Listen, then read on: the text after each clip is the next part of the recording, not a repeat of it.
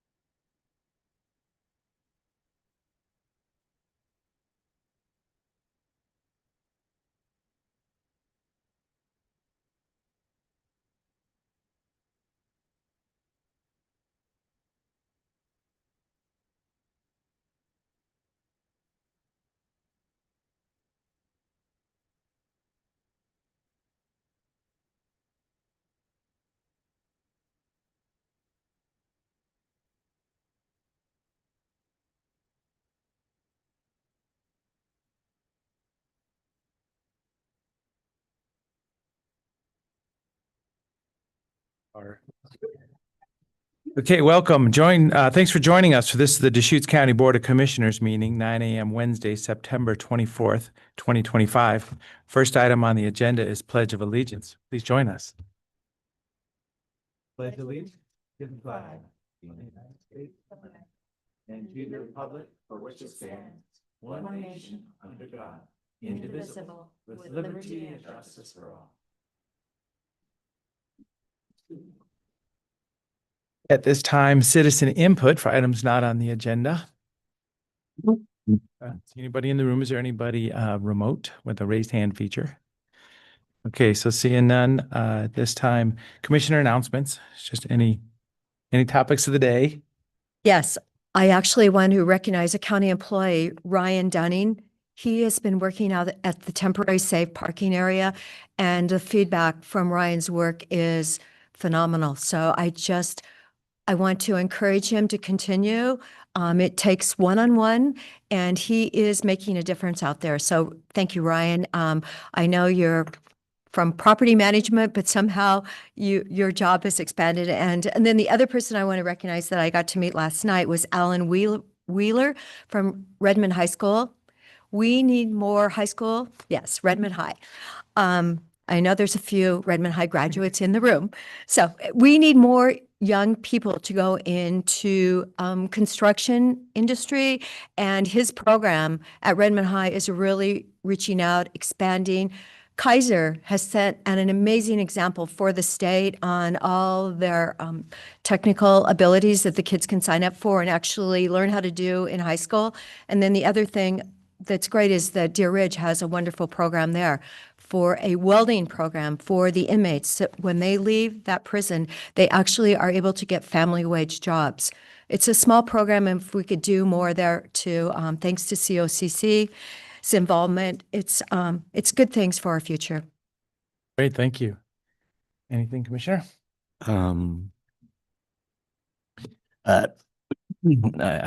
I wanted to comment on some DMAC business or some District Mapping Advisory Committee business. A couple weeks ago, we discussed here whether we would consider there having 4 commissioners plus 1 at large as one of the scenarios that the DMAC looked at, and 2-to-1 vote that we're not looking at that, only looking at 5 districts. I suggested at that point that we also explore essentially the model that they have going in Missoula County in Montana, where candidates need to come from a district. So there's 3 districts. Candidates need to come from a district, but then they are elected at large. So, you get the benefits of each region of Missoula County being represented on the Board of Commissioners, but you also get the benefit of every commissioner candidate having to be responsive to the entire population of the county. Sent that information to the DMAC. They didn't do anything with it. So I assume that what that means is we should discuss it here first before it goes to them. So I'd like to schedule a time to discuss that item. So yeah, I'll support that, getting the clerk in here, understanding what, how that would even be implemented in the clerk's office. But yeah, study it a little bit more. So I'm not opposed to bringing that out. Yeah, the clerk already has experience administering elections like this. Several of the seats on the Bend LaPine School Board are actually elected like this. You need to be from a certain zone to run for that zone seat, but then you're elected across the entire school district. So it shouldn't That's be. fine. So that's a request for a future agenda item. Mm-hmm. And as I say, I'll support that. So we'll put that on the agenda for discussion. So at this time, anything else? Seeing none, consent agenda, a couple of sets of minutes here, and right away for the public safety campus. I think there was one correction I found as well, and so I so move the agenda. Second. Any other discussion?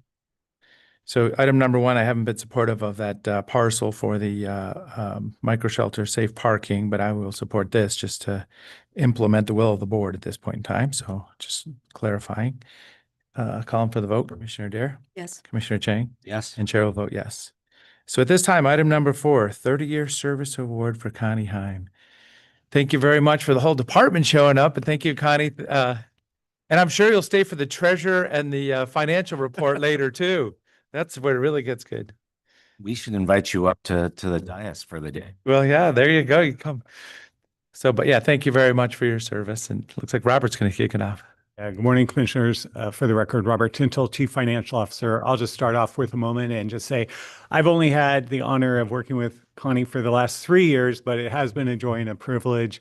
And I've really admired all the work. And she really takes care of all of us in finance in so many ways. Not only with her physical, the actual work she does, but with her caring heart and actually all the work you do every single day. And in the break room, we all know that. What that entails. So thank you so much for taking care of us. And I'll turn it over to Judy and let you introduce yourselves as well. Judy Haas, Deputy Tax Collector. So Connie Heim is truly a legend at the Deschutes County Tax Office. For 30 years, she has dedicated her career to serving our community, becoming the familiar and welcoming face of the tax office for countless taxpayers. Connie's knowledge of every aspect of the office is unmatched, but it's her remarkable memory and genuine care for people that set her apart. She not only remembers taxpayers by name, but often recalls their families, their stories, and their lives. Her contagious laugh and bright smile have left a lasting impression on everyone who walked through our doors. So this year, many taxpayers are going to feel the absence of her warmth just as deeply as we will. So while we will miss her talents and expertise, we will miss her even more, the friend and the colleague, and she's meant so much to us. So congratulations, Connie. Your service to Deschutes County has been extraordinary, and your legacy will never be forgotten. Thank you so much. So yeah, many years, at the front window, right? I mean, we just wave each other, say hi in the mornings or whatever, but yeah, you've been holding down the fort there for so many years. Thank you so much. And it's already good to hear about just the culture in the office and the support that you've shown to everybody coming in. So 30 years, is anybody else 30 years in the room? See, nobody else. Just amazing what you've been able to provide. I'm the only 30-year person on the floor. Oh, see, there you go. The whole floor even, yes. So 30 years, you have your peaks and valleys. I'm glad to go out with a peak. Robert and Judy together have been totally awesome. And all of our new employees back here. No, and I really am going to miss them too. everybody's a newbie compared to the 30 years. So thank you so much. Connie, I just wanted to, so I've only worked with Connie for 4 3/4 years. There you so- go. But I just wanted to thank you. It was something that many people don't understand is you are often the first face that people experience, the first county representative that people experience as they walk into the building and come up the stairs. That's kind of like a whole job, additional job in and of itself, or 0.1 FTE or something like that. You're routing people to where they need to go to get the important county services that they need. So, I wanted to express appreciation for that, for all of your support for people as they want to come in and pay their taxes or get their dog licenses or all the other things that they do at the window there. I've really appreciated your friendly smile as well as I walk down the hall, coming here or going up, and thank you so much for your service. 30 years. And what I really loved hearing from Judy is that your caring heart. And we witness that every time we walk by. You will truly leave a hole upstairs for a while. So appreciated. And 30 years, you might go away for a few months, but then maybe you'll want to come back and help out at some point in time, right? You might even miss us. What do you think? I know retirement isn't, I'm sure it's not all it's made up to be. So well, try it for a few months and then, see what you think, because, it is really a special place to be here, and you will be missed. Commissioners, I just want to echo everything that's been said. Your familiar and welcoming face, the words exactly that have already been stated, your laugh and your bright smile. We're enjoying it right now. I'm sorry everybody else can't see it as we're And we, gosh, as Commissioner Chang mentioned, up and down those stairs, no matter what kind of a day I'm having and how busy it is, and you're always there. You're that solid presence with a smile, the hello, whatever it may be. It's just such a pleasure to work with you every single day, and we're going to miss you so much. And as you know, as I already said, you're already training somebody else. And it's like, wait a second, change is hard, and I'm already not used to the change. But we are so great to have such an amazing team that you are training, that you've been a part of. And Connie, we all wish you just the best in retirement, and hope that your retirement includes some return to work. Oh, we Better have some fun. Yeah, Yeah. some fun. A nice plaque for you with deep appreciation for your invaluable contribution and dedicated service to Deschutes County. Connie Heim, 30 years, September 2025. So thank you very much. And we have a nice photo opportunity. Any other words? She's speechless. I'm always speechless, huh? There you go. Always. Thank you. Here we go.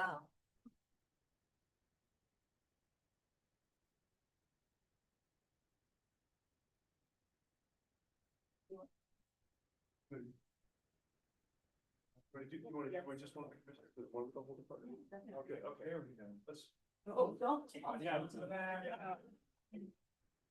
That's retirement order of business number one. Take care of that. Here's the plaque for you. And there we go. All right, ready. 3, 2, 1. Want to do the whole party? Everybody.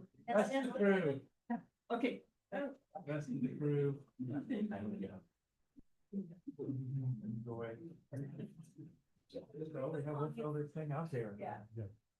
Yeah, Bill, you should. Like a field trip out of the office. That's as close in as you can get, as tight as you can get, Come on in. as tight as you can get.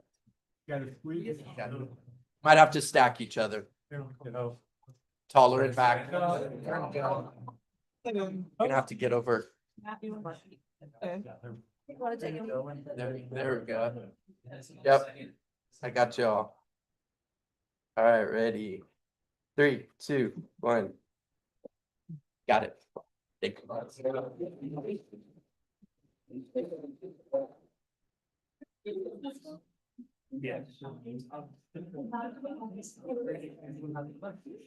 No.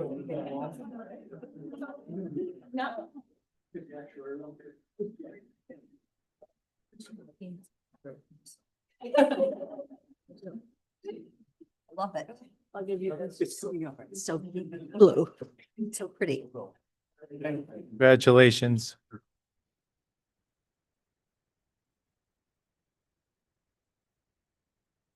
All right, item number 5, this is county priorities for the 2026 legislative short session. Kind of comparing notes of what's going on, where we've been and where we might want to go. Doug Riggs, thanks for joining us this morning. Good morning, Commissioners. I'll just give a very quick introduction and then turn it over to Doug. So Jen Patterson, Strategic Initiatives Manager. We are here today to start preparing for the 2026 short session already. That session is scheduled to run from February 2nd, 2026 through March 9th, 2026. And Doug can correct me if I have any of my facts wrong here, but legislative concept drafts from the legislatures are due by November 21st, 2025. Doug has been meeting with the majority of the Central Oregon legislatures, and I think he has a couple more meetings on the docket over the past few weeks to discuss their individual priorities for the upcoming session and to also kind of start talking about maybe some county priorities. Staff has also been engaging with several different county departments that we know have some strong priorities for the legislative session per the BOCC consideration. So today I'll turn it over to Doug to start the conversation about kind of the feedback he's hearing from our delegation and what their priorities are, and also to talk at a higher level on some of the county priorities we've been hearing about, give an update on the short session. And then we also have several different county department heads or representatives here to expand further on some topics if the commissioners would like to hear from them. With that being said, I'll turn it over to Doug. Great. Thanks, Jen. For the record, Doug Riggs here on behalf of all of you. And gotta echo what Patty said, go Panthers. Mm-hmm. Proud Redmond High School graduate. When I was in high school, the shop classes, the tech classes were going strong, and I'm glad to see them coming back. I think it's a real opportunity for young people. Going to talk a little bit about the situation in Salem right now, which is a little bit unclear. As you know, we had a very busy legislative session, a long session that ended in June. But it didn't end with complete success. And one of the areas that kind of crashed and burned at the end was the transportation package. So in July, the governor called them back into session. They came back in early September. They were able to get a bill out of the House by one vote. But they were not able to get a bill passed out of the Senate because of an illness. One of the members, Senator Chris Gorsuch, had just undergone surgery. So they have since delayed that vote until this coming Monday. And so Monday morning, they'll come back in. Hopefully, Senator Gorsuch will be back in the building. If he's back in the building, I fully expect him to pass the transportation bill. I think you've all seen it. It includes a variety of fee increases and tax increases. Sunsets the increased payroll tax after one biennium. So it would be a temporary biennium for transit. But I don't think anyone believes that that's the end of the discussion on transportation. So, you know, Jen was mentioning what might come back up in 2026. I fully expect transportation to come back in 2026, possibly 2027. So stay tuned on that.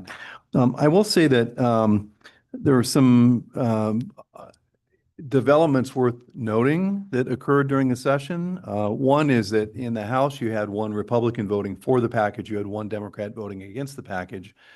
That has led to some changes in the House. The one Republican who voted for the package got a lot of heat from his constituents, and he has since switched from the Republican Party to the Democrat Party. The Democrat who voted no has announced that she's not running. She's going to run for county commission in Clackamas County. So already the vote on transportation, even though it hasn't gone all the way through, has had some consequences. The other thing I wanted to point out is that just from an overall perspective, the budget situation that we're facing in Oregon has changed more quickly than I would have expected. You know, you typically have some advance notice that the economy and revenues are going to really crater or accelerate quickly. And in this case, we didn't have an awful lot of advance notice. And so the revenue forecast between March and September revenue forecast, The Economist has reported an $800 some odd million downturn in the revenue forecast, which is a huge amount of revenue that the state will lose. And that's before the changes that are going to be made because of the any potential federal cuts because of Medicaid or SNAP or any of those changes. So I had a conversation with someone who spoke to the Ways and Means co-chair, and they're anticipating the next biennium that will be down $1.2 to $1.5 billion in actual revenue coming in, either from the federal side or from tax revenue. There are some alternatives that they could explore. One is they could disconnect from the federal tax code. Oregon is one of 5 states that automatically connects to the federal tax code. So when, for instance, the tax on tips is eliminated, we eliminate our tax on tips. When the tax on overtime is eliminated, we eliminate our tax on overtime. When depreciation schedules go down, we are pegged to those depreciation schedules. And so we automatically are pegged to the federal tax code. On the one side, you could argue that those things will generate, you know, more job growth and more economic development and therefore more revenue. But just on a static financial analysis, that means that Oregon would immediately have less revenue coming in because we're taxing those elements less. So there is some talk about doing what the state did in 2017 after the 2017 tax package, which is disconnecting from the federal tax package. Some of us is expected they might come back in the fall in another special session, but we're hearing from legislative leaders that that's unlikely and that they might address that during the 2026 session. So I point those things out just as kind of background for everything we're talking about today. Certainly, all of that being said will add to the complication and the uncertainty of predicting exactly what's going to happen and what's available. So from a legislative perspective, let me just advance a few slides here. What we're hearing from. Are there slides we're supposed to be seeing? I'm No. just looking at my Oh, your slides. internal slides. Okay. My notes. I'm like, I don't, okay, thanks, Doug. So I've met with most of the delegation, and I would say that they're all kind of number one in the early planning stages. As Jen mentioned, the requirement to get a note into legislative council to file a bill is not until November. The second thing is they only have 2 bills.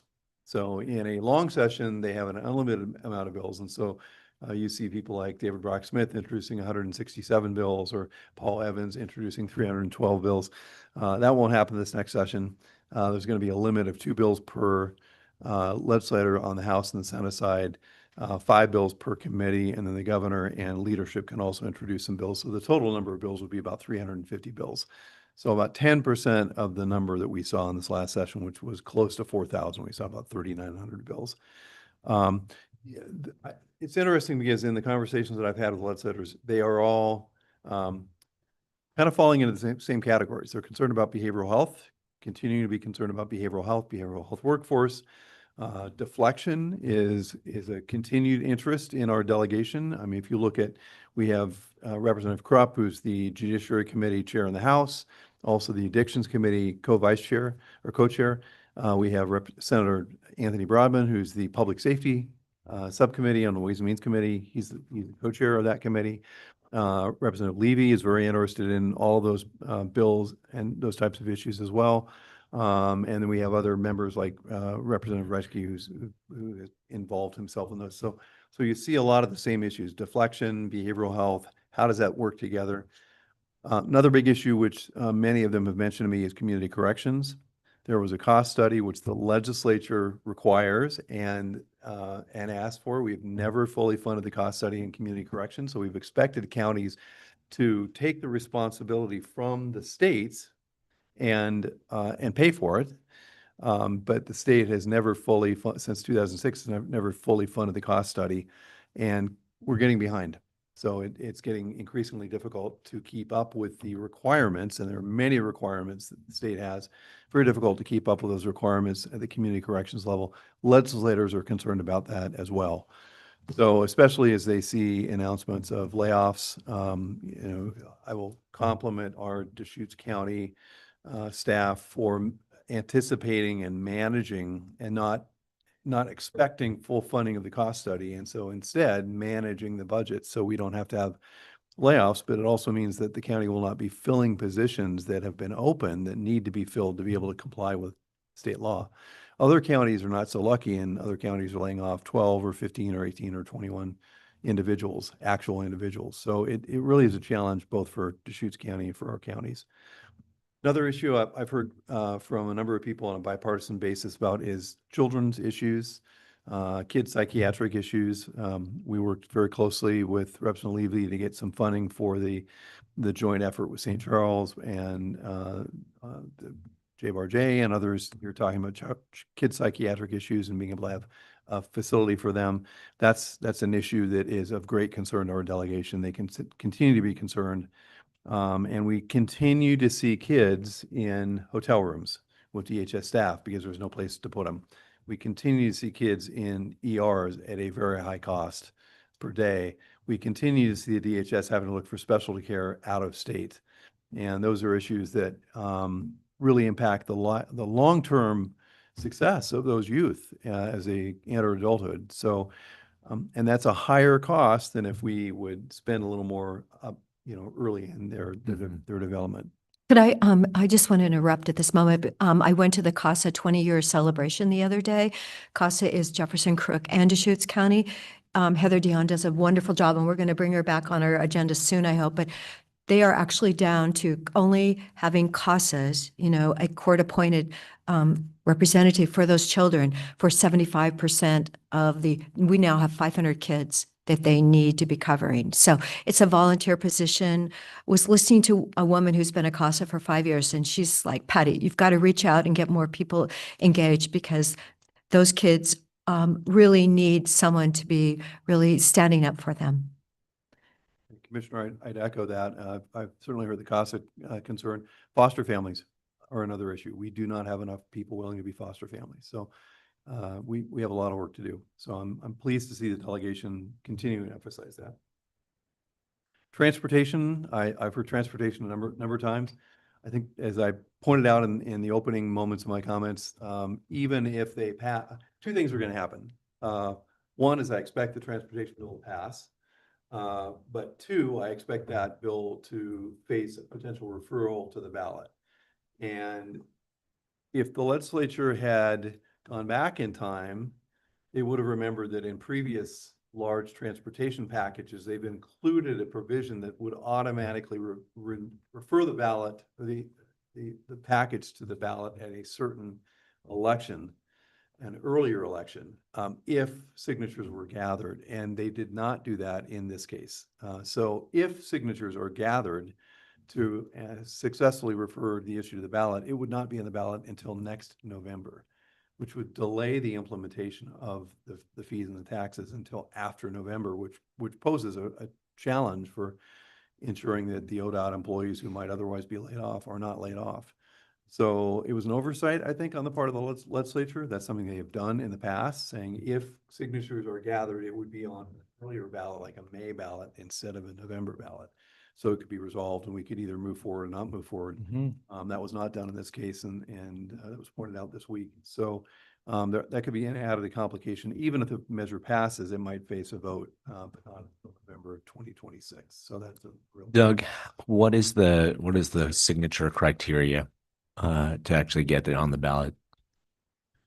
Commissioner, I'd have to go back and look at the exact numbers. I think it's about 150,000 signatures to meet, to guarantee that with the ones that are pulled out for not being valid, that you end up with 110 or 125. It varies depending on the election because it's a percentage of and maybe we've got some people from the clerk's office, but it's a percentage of the number of people who voted in the previous elections. I don't know what that number is, but I can get you that number. But the other thing is I'm told that the anticipated cost to pay the signature gatherers to go out and gather the signatures is approximately $150,000 to $200,000. So it would take some effort and some money on the part, but the Republicans are saying they fully intend to try to get the measure on the ballot if it passes. But I'll check on that. And that leads into the final thing that I'll say, and then I'll let Jen add anything, which is the 2026 session will largely be and will focus on budget issues and trying to, we've got a constitutional amendment requiring us to balance the budget. And so if less revenue is anticipated, that means that cuts are going to have to be made.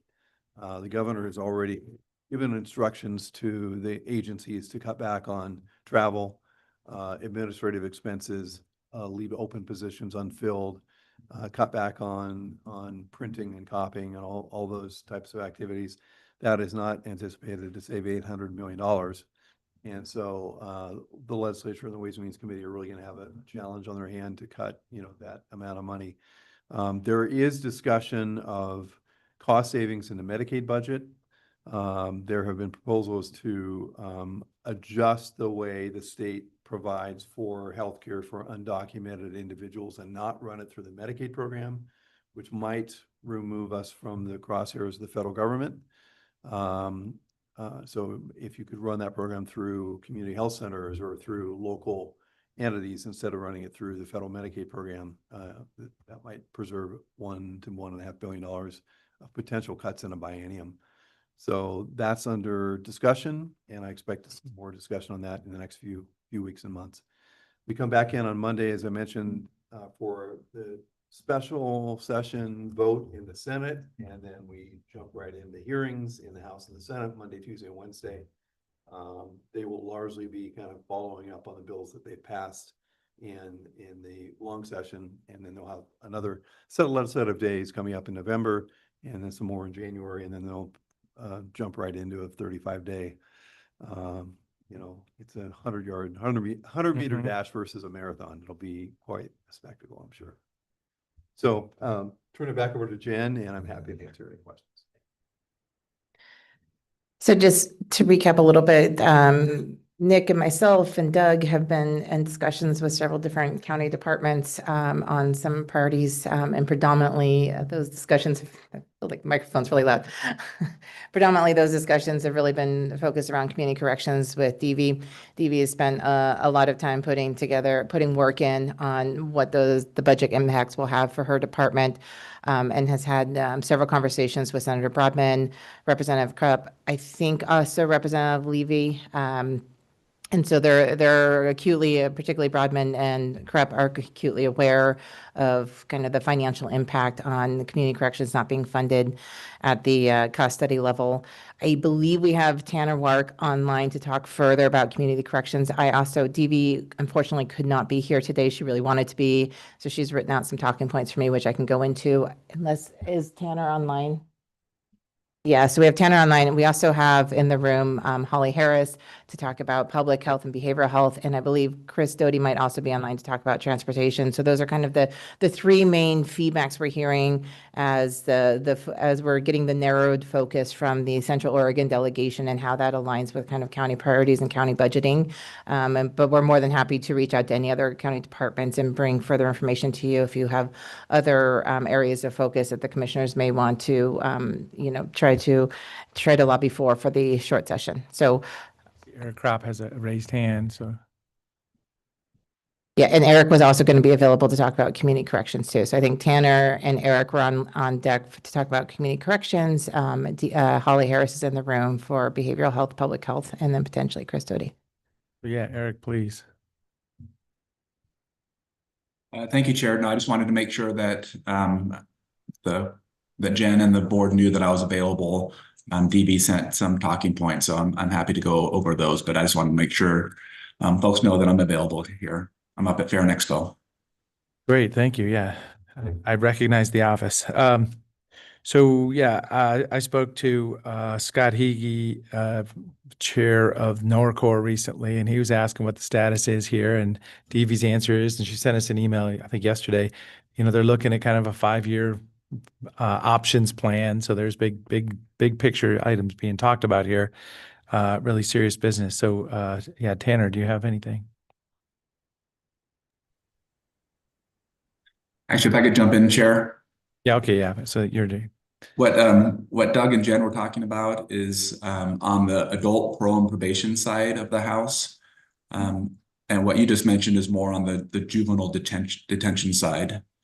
On the adult side, the cost for daily supervision is about $18.18 per day. And what the state is funding is $15.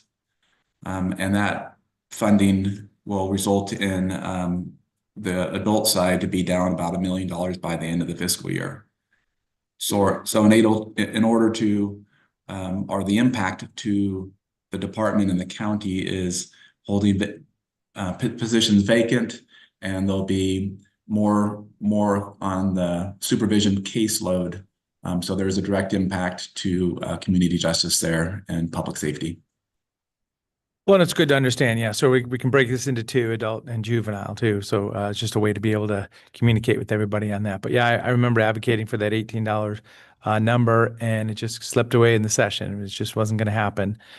So we're doing with what we can. As I say, I mean, the big picture for our Deschutes County budget and all local agencies is just the budget path's real narrow right now, locally and at the state. So yeah, informing our legislators and what we're doing and what the impacts are is going to be real important. I don't know if Tanner has anything to add. Might be good to check on him. I cut him off. Sorry about that.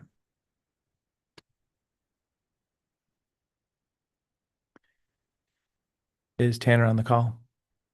So he's not in the room. Maybe I don't know. Okay, so he's coming in as panelist right now. There we go. Sorry about that. No, I think between Eric and Doug, everything's been covered. We were hoping for that 1818, and we're essentially funded at $15. So there's going to be a pretty significant, and there has been an impact with the organization. So we're doing our best to mitigate that as much as possible. So, Commissioners, I can add, if I could, we are not alone in this discussion, and there's a biweekly meeting of county advocate lobbyists, and one of those groups has been focusing on community corrections. So just yesterday, I was on a call with other counties, including Lane County, Washington County, Multnomah County, Jackson County, et cetera, and the community corrections director lobbyist as well. And we have been kind of walking through, number one, trying to figure out, can we quantify the impact? So that impact in Deschutes County or the other counties can be shared with legislators. So we want to make sure that legislators around the state understand what is the impact of the failure to allocate the cost study or anything close. Second thing is to try to quantify what is the cost to the state if the counties are unable to adequately service all the individuals who are referred to us. And that's a significant issue. I mean, an individual at 18 cents a day is a lot cheaper than an individual who recidivates and ends up back in the state correctional system. There's a dramatic difference. So is there a way for us to use data and evidence to say, if you don't provide X amount of money and a certain percentage based on statistics end up back in the system, what will the state actually end up spending? So in other words, if you don't spend $10, you'll actually end up spending $50. So that's always a difficult thing with the Ways and Means staff, because the Ways and Means staff only look at the black and white numbers on the page. And so that's the second part of this. And then the third part of the discussion has been, what is the number that would be reasonable for all of us collectively as counties to ask for and request in the 2026 session? One of the issues, one of the suggestions that came up yesterday was that the governor had asked for $15 million for the cost study, not the full allocation of the cost study. And so the full cost study wasn't funded, and the governor's much lower number wasn't funded. So perhaps for the remainder of the biennium, counties could ask for the governor's request to be funded.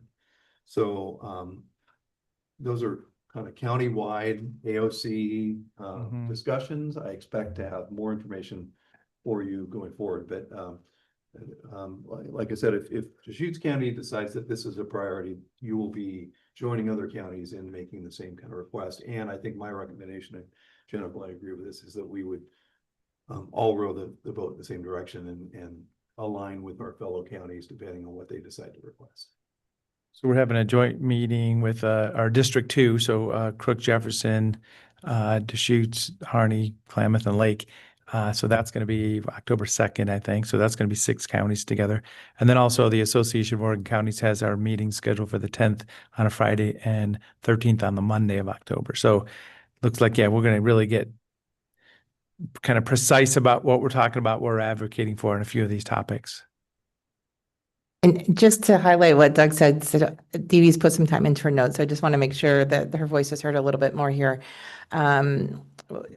She's done a lot of research on exactly what Doug was talking about of funding cost study versus the cost to Oregonians if the study is not funded. So just reading directly from her notes, community supervision is cost effective and successful when done right. The state needs to fund what it takes to do it right, and jeopardizes community well-being and risks prison growth and exponentially more expensive intervention with worse results for the 90% or more of people who return to their communities. And the data for that looks like it's 1818 daily community supervision cost to Oregon versus $174 daily incarceration cost to Oregonians. So quite a difference there in cost.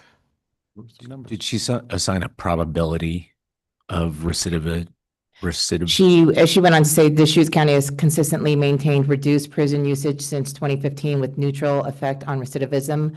Latest quarterly reduction is 29% below previously established baseline of anticipated prison days. I don't have any further information to expand on that unless Tanner or me. But I mean that, so that might be that 29% might be a measure of if you had no parole and probation, but if you only have $15 worth of parole and probation versus $18.18 of parole and probation, like, is there any way to, to get to Doug's point of, how do you quantify the impact of not fully funding the cost study? If we could throw a percentage at legislators, and then you could Then that hundred and, sorry, what was that? What was that? $174. $174. And that Yeah. $174, cost, you could apply that percentage to that $174 cost. And you could say, this is really what, not funding that additional $3.18 costs us this much more. And I know that DV is working with counterparts across the state and AOC to dive into getting some of those additional figures. Additionally, she has said like real-time statistics for Deschutes County is that it eliminated 5.75 vacant positions with an additional 1 to 3 positions at risk by July of 2026. So that doesn't quite, I understand what you're kind of looking at the difference between the 15 to the 1818 and what that would equate out in. That may be an extremely complicated percentage hand waving exercise to produce, but I mean, yeah, I mean, if they would. Yeah, I'll talk to DV about that. We can continue the conversations. And I know sometimes that, it gets a little tricky to get that actuality out there, but I think that she's working in her lobbying efforts to say real-time impact. So I'll bring that note back too. And Tanner has his hand up. Maybe he has a thought on a percentage. Just to reiterate, part of that 29% reduction those are JRI numbers of those individuals that were going to prison that have been diverted out of prison to community corrections. And back in 2013, 2015, it was a big push from the state that which is cheaper, incarceration, which is that $174 a day, or whatever the dollar amount was in 2013, which essentially would be $1818 today. And that's the piece where we can manage these individuals in the community effectively and actually enhance community versus if the DAs don't have a place to send individuals that they're comfortable with because of the supervision, they're going to send them to prison. They're going to send them to jail. And that is much more costly. And what we're seeing with this reduction is about $1 million shortage from what that 1818 is to what we're getting about $15 capitated rate for these individuals. So that we've already reduced pretty much as much materials and services line items as we can possibly do. And so there's at risk, like Jen was saying, 1 to 3 possible positions that are existing. So possibly to get to where you're going, Commissioner Chang, is to see what the impact per position is, because we know the difference in the finances is positions. And so what is the difference? What does each of those positions bring as far as the difference in recidivism rates down? And that could potentially get to a number that would represent closely to what you're looking for. Right. I'll talk to DB about that and see if that would, if in my mind that makes sense, but if that makes sense in how they actually navigate their programs. Yeah. And then if you know the positions, you have an understanding of what the caseload per the supervision caseload per position is, then you can use those numbers at least.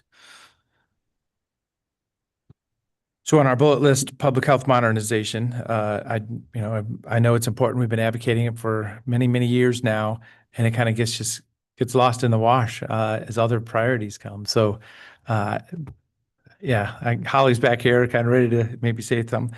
But as I say, we always give a thumbs up to that. Yeah, let's commit to this. It's an expectation of the community, health and safety of food services and all kinds of different things. But then it's underfunded. It is. And I think particularly as we're heading into some quite uncertain times, particularly for public health, as they're so dependent on federal funding. I think this type of funding is going to be even more critical going forward. And, I think we're also realistic in understanding the budget forecast for the state and the likelihood of what's likely to come to public health. It hasn't come in the past.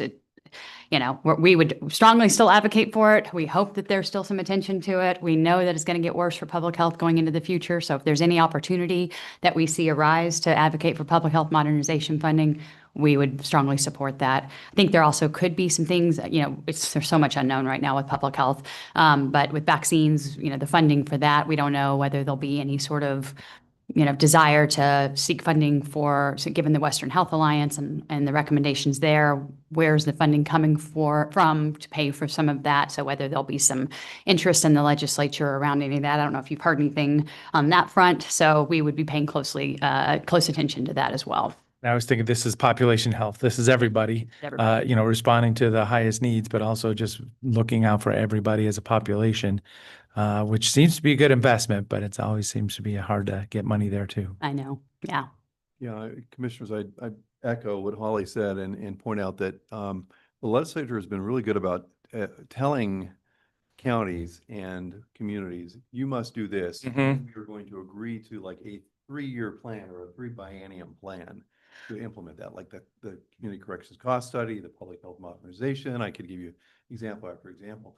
And then getting distracted and funding something else. And I think that public health is a great example. I mean, they've been funding a lot of stuff in the last 3 or 4 years, but they have not fully funded the modernization plan they promised counties they would fund.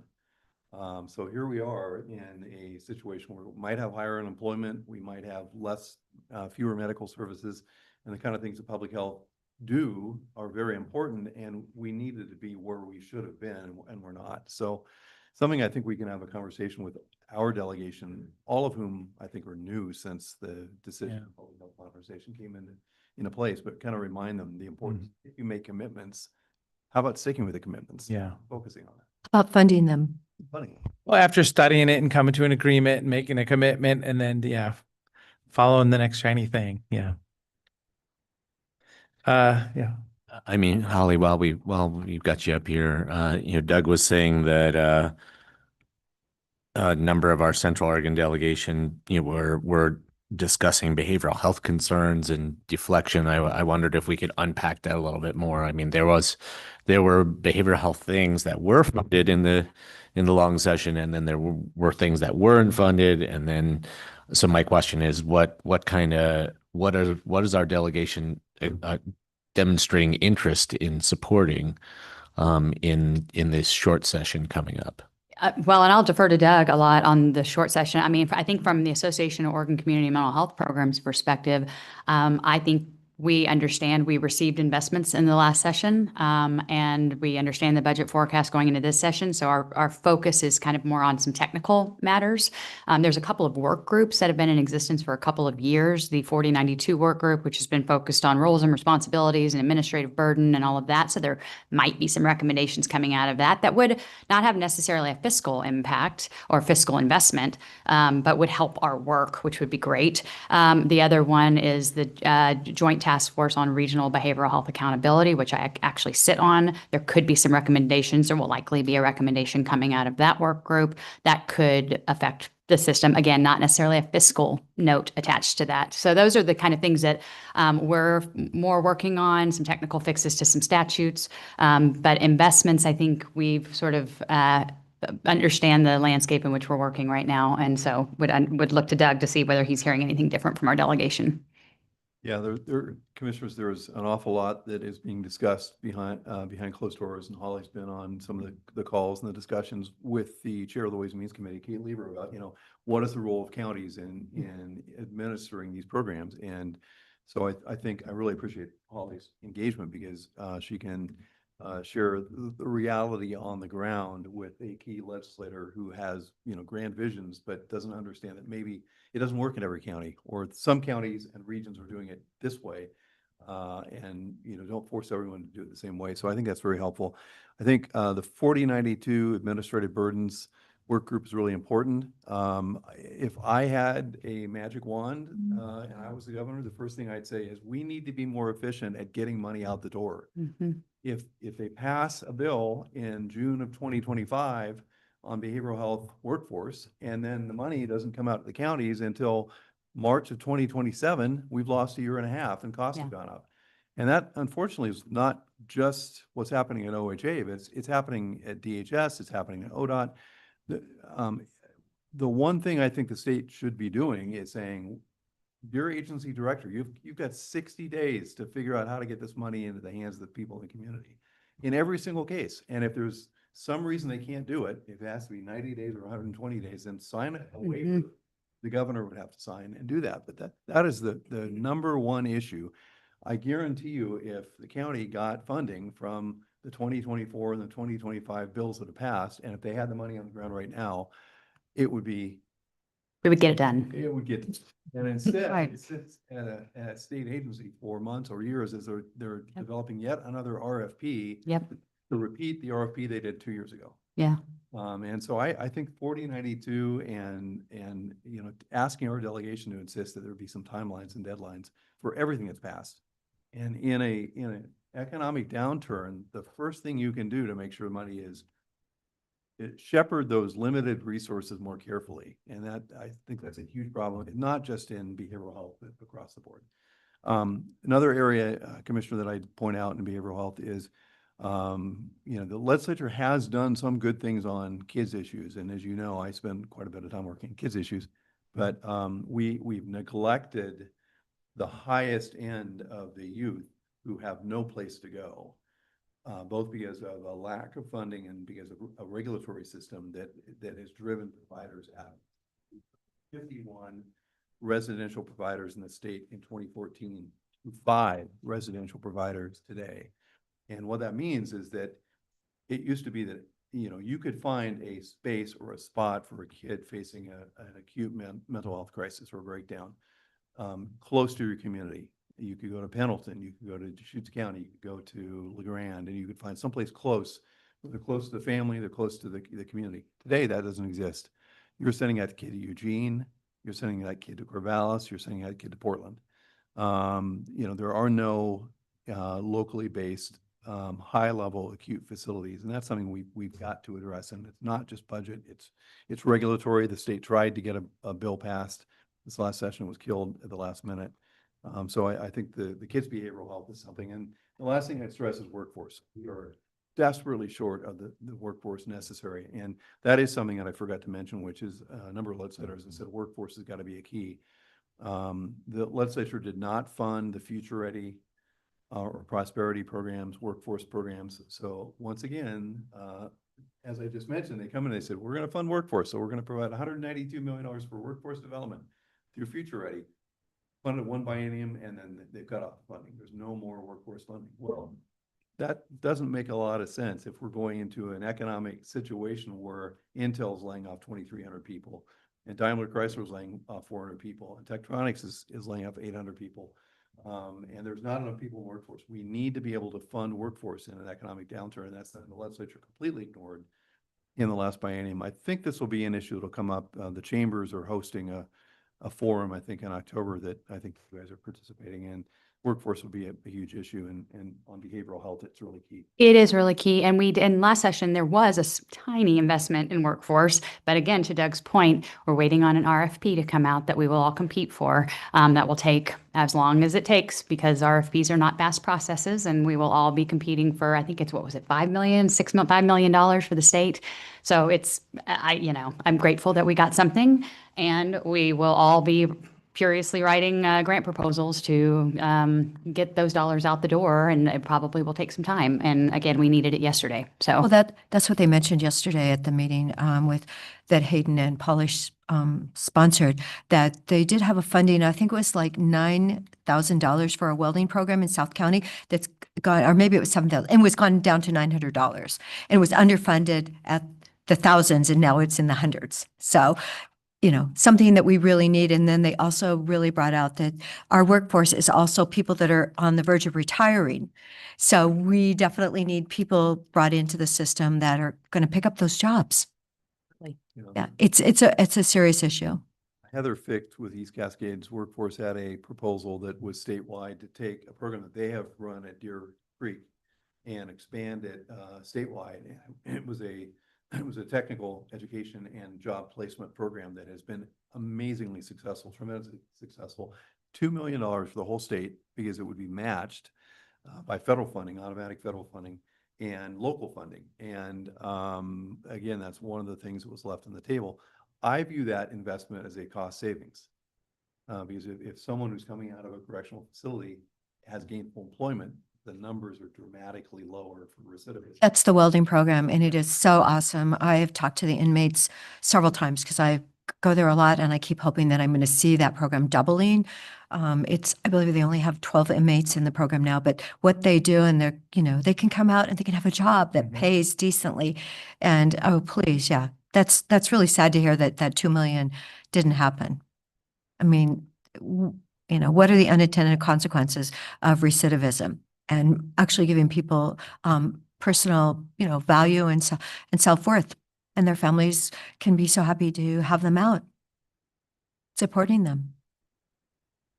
If I could circle back to the administrative burden the topic.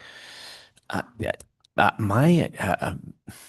I had the impression from talking to Janice Garceau a long time ago that that administrative burden, a part of what administrative burden was about was, our care providers not having to report the same thing 3 different times, for X, Y, and Z, person who is going to be checking on it. Not that it was about how fast OHA was deploying funds that were provided to, for specific purposes. Can you clarify that a little bit? Yeah, I think administrative burden is more particularly related to just the number of mandates and requirements and reporting and specifics around how we bring people into services and all the things we have to do to document the things that are happening throughout services. It's extensive and it's unbalanced for the community mental health programs versus, say, somebody who's in private practice or even in the physical health world, seeing your doctor. You think how quickly you get in and out of there and the amount of documentation that's required to go see your primary care provider. It's 10 times in the behavioral health world. So yes, administrative burden is all of those things. It's the statutes that are associated with the requirements that are put upon community mental health programs just to do the work. But the task force, like the Joint Regional Behavioral Health Accountability Task Force, I mean, the discussions around how quickly, what are we doing with the money that's coming from the legislature has been a big part of that discussion.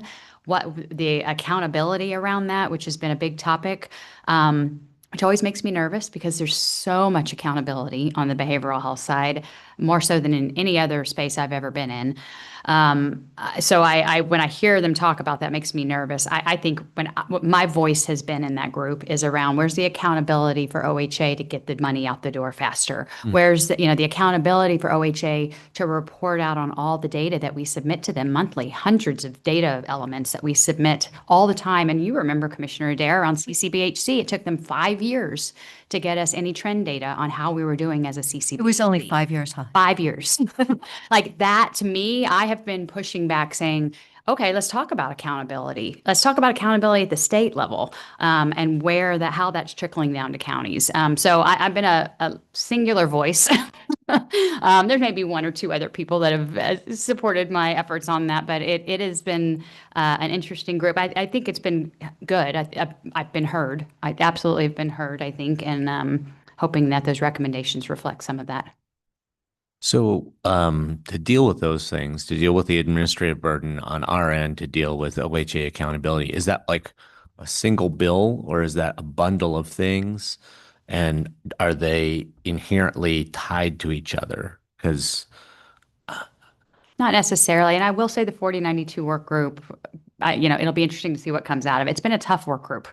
It's got a lot of people of varying perspectives in that group, and trying to weed through statutes that are so dense and antiquated and try to make sense of the system is challenging. So they have not actually had a lot come out of that group. So whether something comes out of that group this session or not, I don't know, but we're hoping there's some movement in the right direction. So Doug, I don't know if you've got anything to offer around that. No, I mean, thanks, Holly and commissioners. I think that at least there's a work group. I mean, we're having a discussion. It kind of got delayed during the long session. Everything got delayed during the long session. And so they're back together having conversations again. I mean, I guess I'd say if someone appointed me governor for the day, I know what I do. I issue, deadlines and timeline executive orders and say, this must be done. I declare a state of emergency in behavioral health and say, we have to get the money out the door quicker. There's no excuse. I think it was House Bill 3049 or was it the $5202, the House Bill 52, the housing dollars? That one took, what, 2 years? Yeah. those are housing dollars that were critical that actually are helping us get our adult foster homes and potentially go towards some child psych facility. I mean, like 2 years to get out the door for those dollars. That's the one thing I do. I say, everything's got to be out the door in 60 days. Of course, there have to be exceptions if for some other reason you can't do it, but in an economic crisis, we need to act like we're in crisis, and we need to do things differently.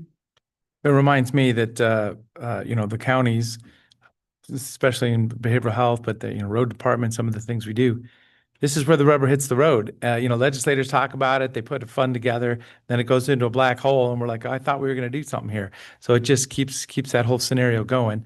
So having the relationships with the legislators, though, to let them know, yeah, we're ready to proceed, but please don't give us more overhead to try to implement also.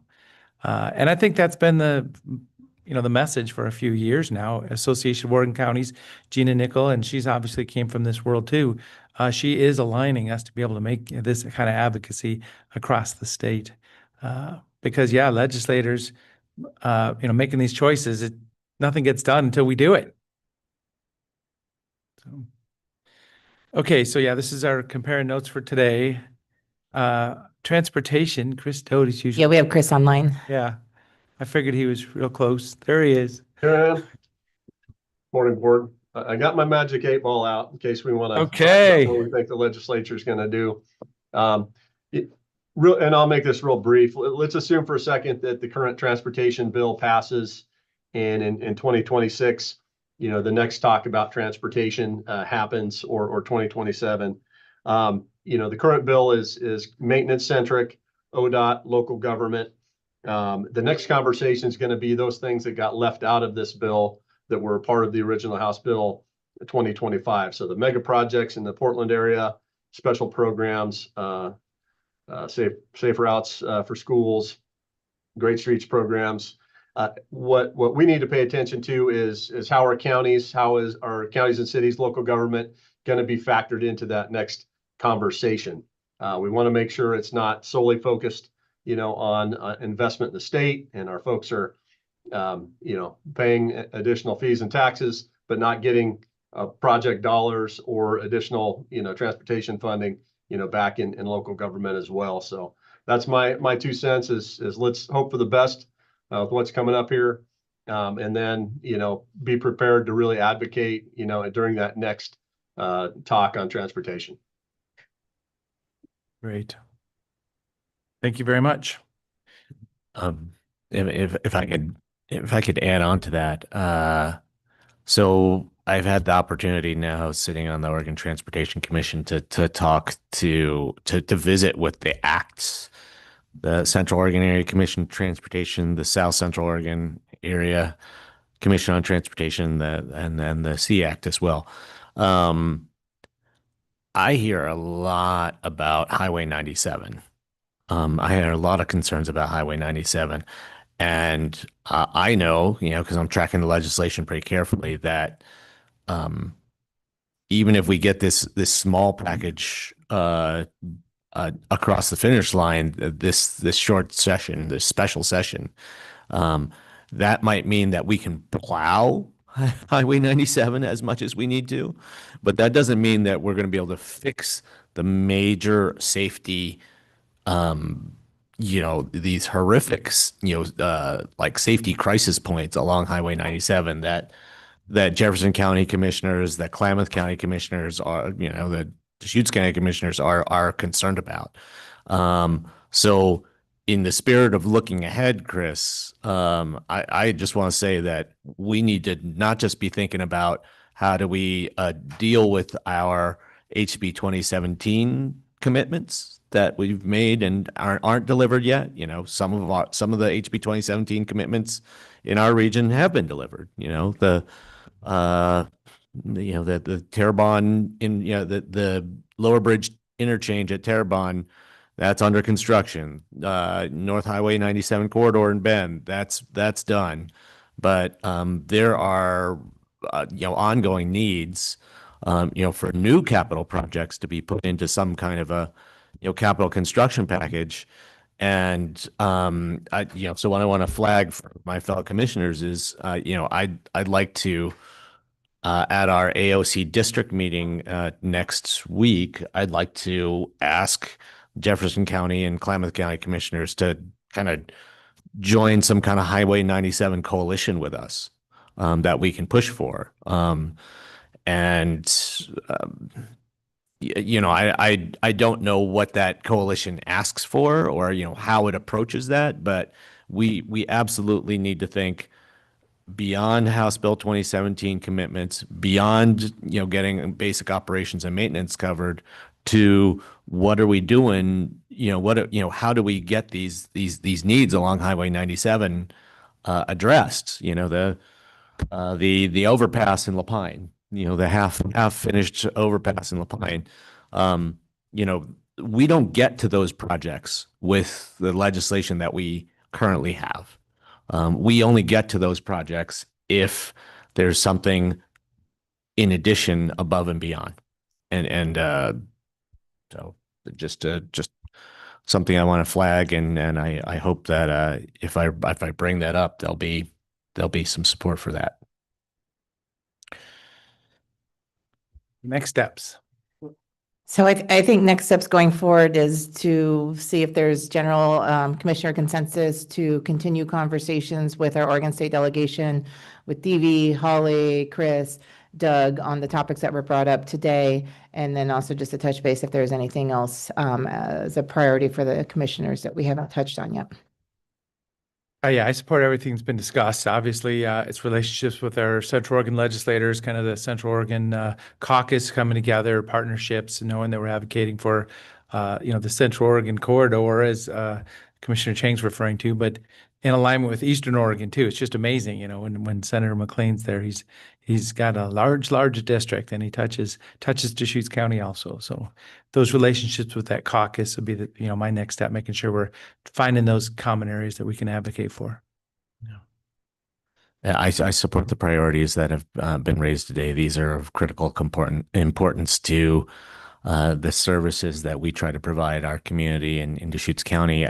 I wanted to I jotted down a couple of thoughts on other things. I'm not going to suggest that these replace anything that we've talked about so far, but to the extent that we can be opportunistic and things are coming up, if there's opportunities for us to pile on, I'd like us to keep an eye out for those kinds of opportunities. The first is that transient lodging tax bill that didn't make it through the state Senate this past session. That is, it's all about money, right? It's all about money at this point. Everything we talked about was, had fiscal implications. That is an opportunity for us to raise more revenue for critical needs in Deschutes County. The Senate Bill 777, the wolf depredation compensation bill. I am really concerned about, I'm really happy that we are set up now to provide better compensation to livestock producers who've experienced losses. I'm really concerned that with that new higher level, we won't get any money in Deschutes County. If I can speak to that really quickly, I did speak with Sunny Summers from Oregon Department of Agriculture yesterday regarding specifically that bill. There's going to be a one-time committee meeting work group on October 15th. It's an invite-only committee. Sunny did ask me to sit on that. It's a 2-hour committee to kind of form the rules from SB 77 and then 777, and then it's going to go into an open public comment period. There is open public comments at this time being accepted. There's a webpage set up for that. They've done 3 listening sessions throughout the state, but they're going to do a vast PR move to get the public comments coming out of that committee work from the 15th that I think is going to be open through November 19th. So there's going to be a lot of opportunity for public input and public comments on the shaping of what it's going to actually look like to implement 777. Jen, maybe you can I mean, it doesn't sound like we necessarily need to drag Doug into this then. I mean, you can watch out for our interests, make sure that there's going to be money for our region. You know, and what I was going to suggest is if you passed the enabling legislation, but you didn't deliver the money to cover what SB 777 is going to cost, maybe that's something that they could focus on in this short session coming up. And I don't think it's a huge amount of money. I just think it's, you know, maybe $1 million more, something like that. But just to make sure that there's actually money to meet the expectations that have been created with the passage of that bill.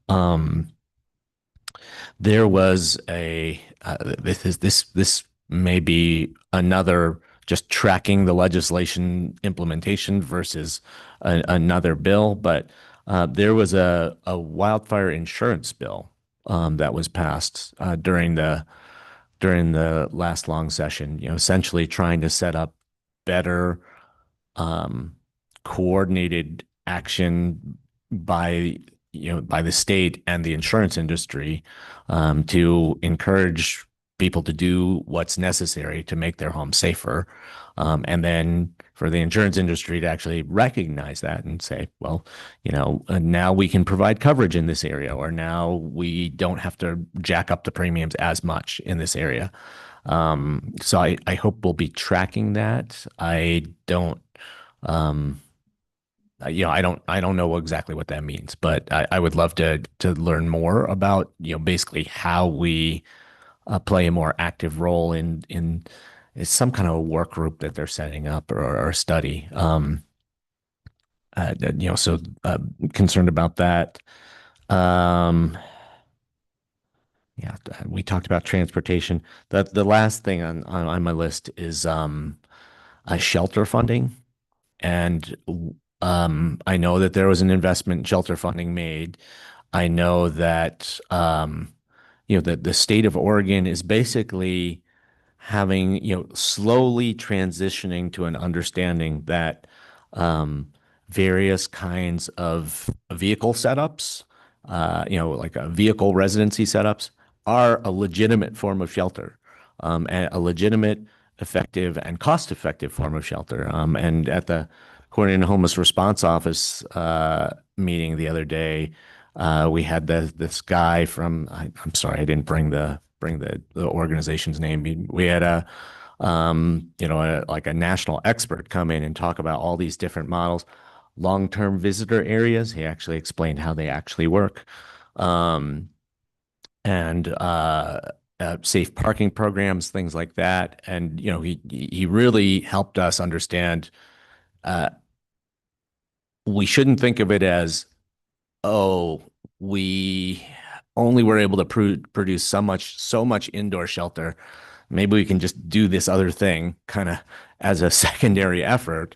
But, you know, he helped us, he helped me understand that, you know, in many communities, it is, you know, various kinds of vehicle shelter are, you know, setups are a primary response to homelessness. And again, cost-effective and effective way of doing that.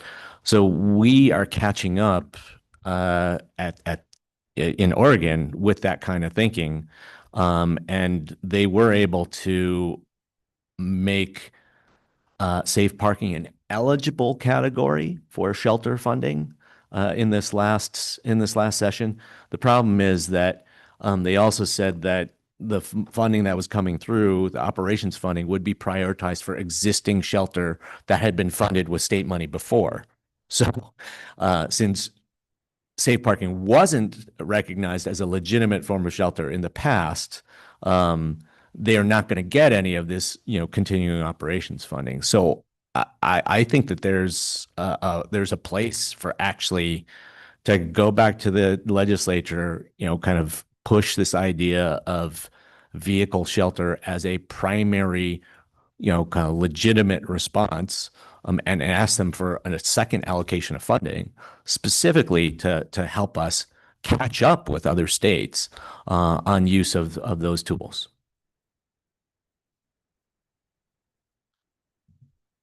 But Okay. Commissioners, let me just add. We can wind down here pretty soon. I would like to make a few comments. Thank you. Yeah, I'd just add that on the wildfire insurance, I've got my staff, Corey, tracking that, and I will, I'll see when I get back to the office if she has any follow-up on that. Yeah, I've heard a little bit about some kind of a pilot project that might actually focus on sisters. But, you know, I just kind of heard about that very indirectly. We should be tracking that more closely. So Doug, a couple years ago, I had said people, the Oregon Fair Plan needed to raise their limits. It was 300,000. Nobody in Salem last spring knew what it was. Now it's 600,000, I believe. I don't think they've raised it from that, but that actually needs to go up even higher to cover some people. And then I know that they have to get all these additional policies and they can't really be qualified there unless they've been turned away 3 times or something. So really, we need to get that insurance put through by the state, streamlined, cleaned up so that things are working better. And as far as the wolves go, Jim Doherty's raises cattle. He was the AOC president a couple years ago, and his wife just posted some dead calves that were destroyed by wolves. And being that I was in Pendleton, I heard a lot about the wolves ruining a lot of cattle operations. So hopefully we can get some funding for Deschutes County, but the problem has gotten incredibly severe on east of us.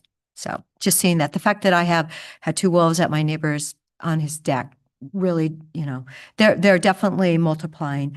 It is interesting about the shelter funding. We couldn't get that through a couple years ago, and clearly it was working in Deschutes County. So it's really sad that it's still on the bottom of the barrel. So maybe if we could move it up a bit, that would be good. And I want to thank Ryan Dunning again for all his work with our temporary safe parking. Ryan, keep it up, and hopefully we'll be able to have more people transition like in our Veterans Village. That program itself, I'm thinking they haven't really asked for funding from us for a while, but that program has had 40 veterans move on, Doug, and we have 22 cabins. We have 3 women living there now that were veterans. So, and it's really doing, it's a phenomenal job. And I just want to commend the people that work there. So thank you. Great, thank you. Well, good to see you. Thanks for advocating for us in Salem, and we'll keep working together on this. Thanks, Commissioners. When's the next time we'll see you, Doug? When's the next time we'll see you? I've been over here about once a week, so anytime you want. Okay. Stop, and I'm happy to. Well, when's the next time we'll have a kind of like legislative check-in? I can check in with you individually, or Nick can check in with you individually, one-on-ones, to see kind of the needs and the priorities for a meeting. So we can schedule them as commissioners would like. So I mean, to the extent that any of those priorities we identified really have legs in the short session, I want us to be tracking those things pretty closely and pushing where we can. I think there have been a lot of, I know there have been a lot of conversations, particularly around community corrections with DV and some of our local representatives. So we can loop commissioners in on some of those conversations too, if you'd like. Great. Thank you. Thank you. At this time, item number 6, possible establishment of a PERS side account.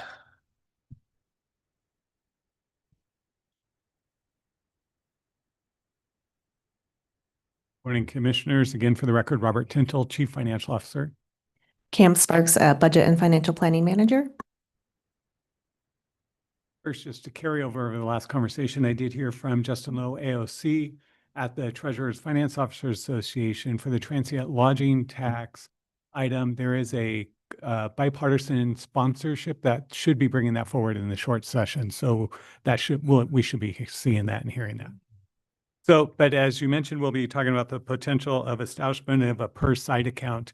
In your packet, you should have information on it as well. I'm just going to review some of the highlights from the memo so it brings awareness for all those listening and to remind us here today of what we're discussing. So on July 1st, the county applied for a 25% match from the state of Oregon if we contribute a $5 million side account There was no obligation when we submitted that request from that application process, but it was a very competitive process that if we wanted the potential to consider it, we did have to apply on that date. So the county was successful in its application, and we are seeking board approval to establish a new PERS site account using funds we currently have from the PERS Reserve Fund in the amount of $5 million in order to receive a $1.25 million match from the state of Oregon. Establishing a site account reduces our pension obligation, which also reduces the employer contributions and rates over time. In your packet on page 15, there are a couple tables in there I just want to highlight real quickly. And that is, we currently do have two separately tracked site accounts already.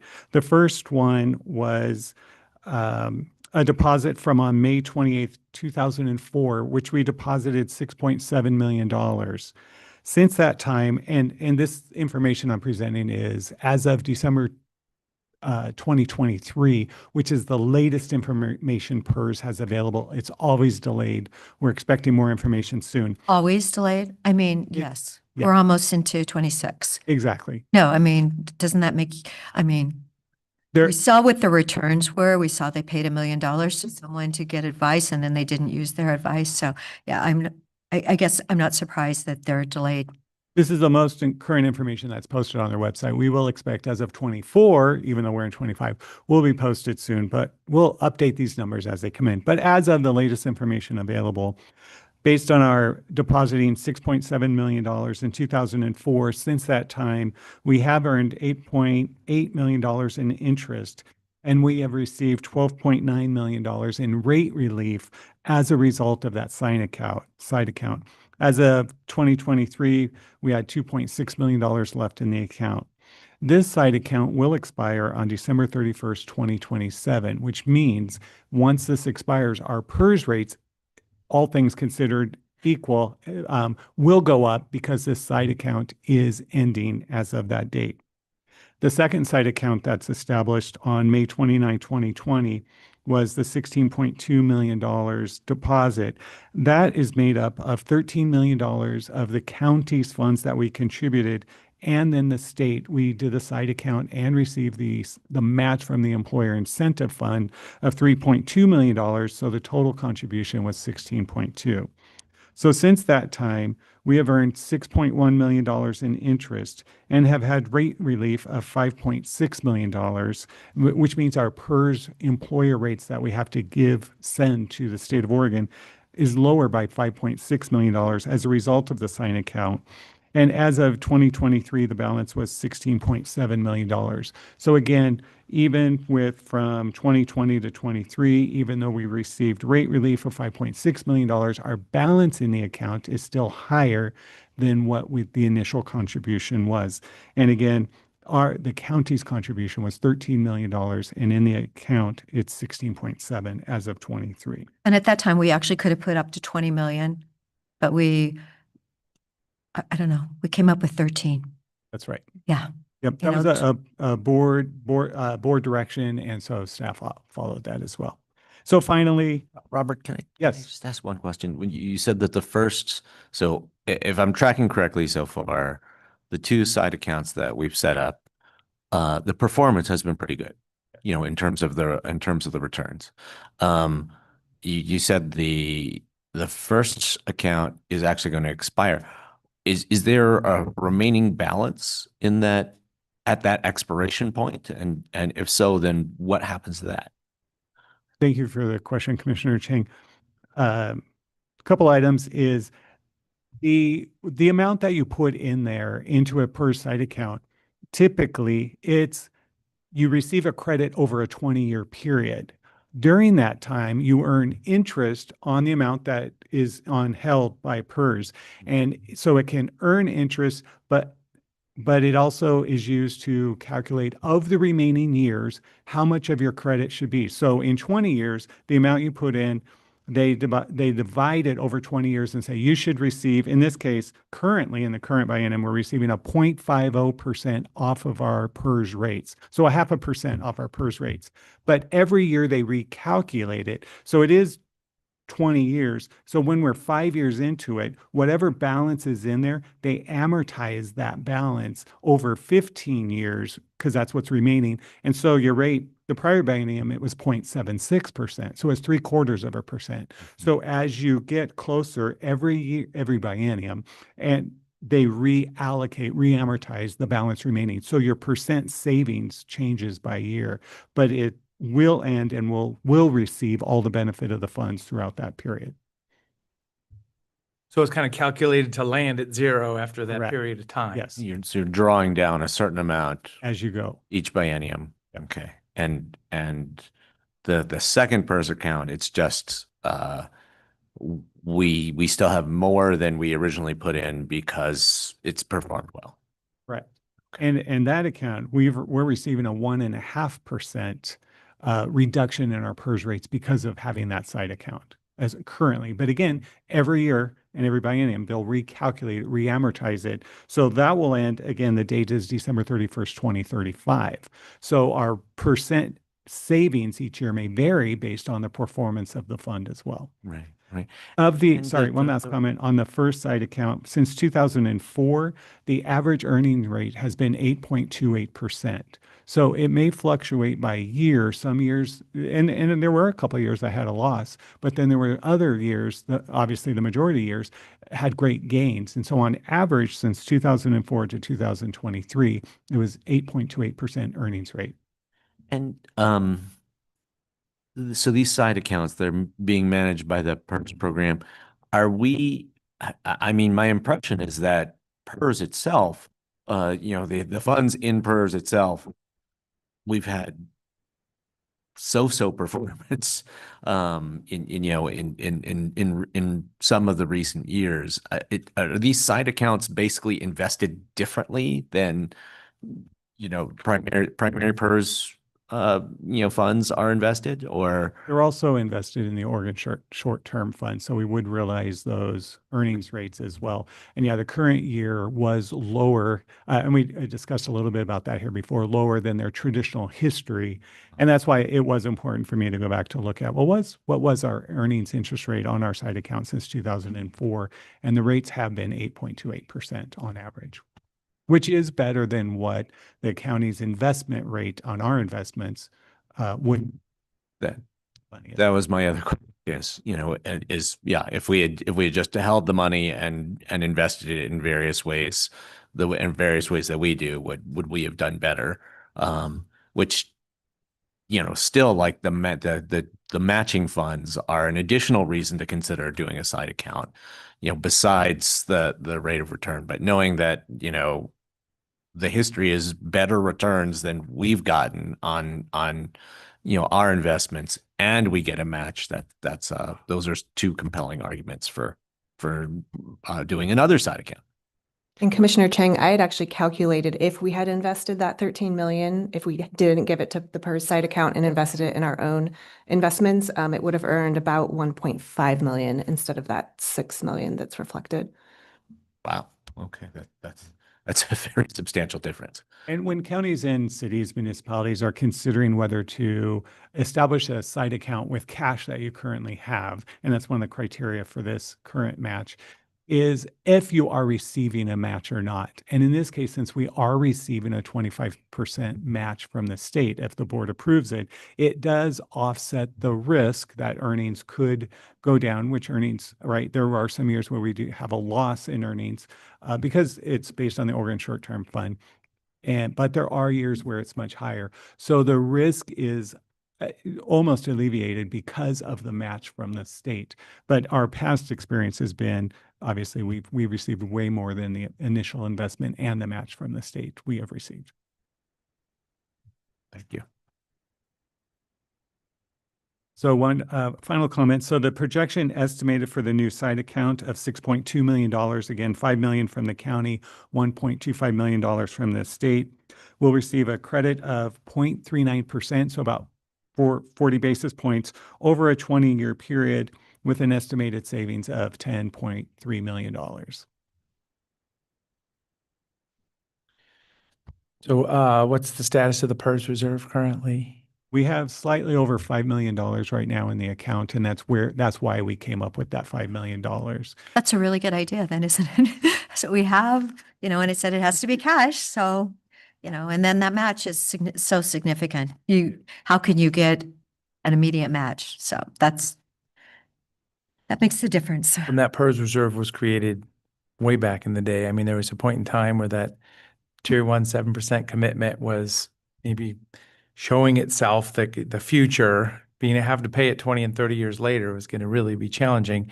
So that was an effort by the management way before all of our time to even hold on to those dollars as times were growing, as the county was growing, I guess is probably the scenario. Correct. We're grateful for the past decisions that were made that we do have this balance in account that we could apply to receive a 25% match based on previous decisions. And that those dollars could be used to offset.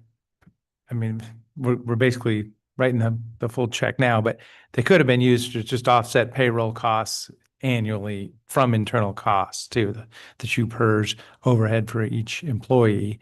But this will help that match, bringing that 0.39 down for the whole big picture for 20 years. Correct. Well, the fact that I just want to commend our treasurer because we are earning over $1 million a month now with our funding, and we have such strict rules that we have to abide by for our millions. So it's, but it's over $1 million a month. So that's really, we've definitely made tremendous progress. At least that's another 12 million for all the departments. Yes. Wherever it comes from. Robert, do you picture additional opportunities for side account investments, 2, 3, 4, 5 years out? I mean, is PERS going to keep doing this? It all depends on their funding. The Senate Bill 1039 did allow, I believe it's $40 that also helped fund this program. There was $39 million available, and all of the funds were allocated out. In fact, there's a waiting list for these funds.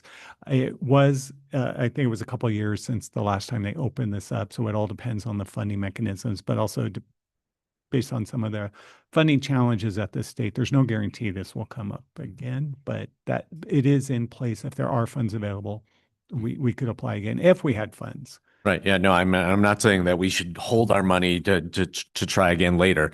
Definitely think we should pursue this.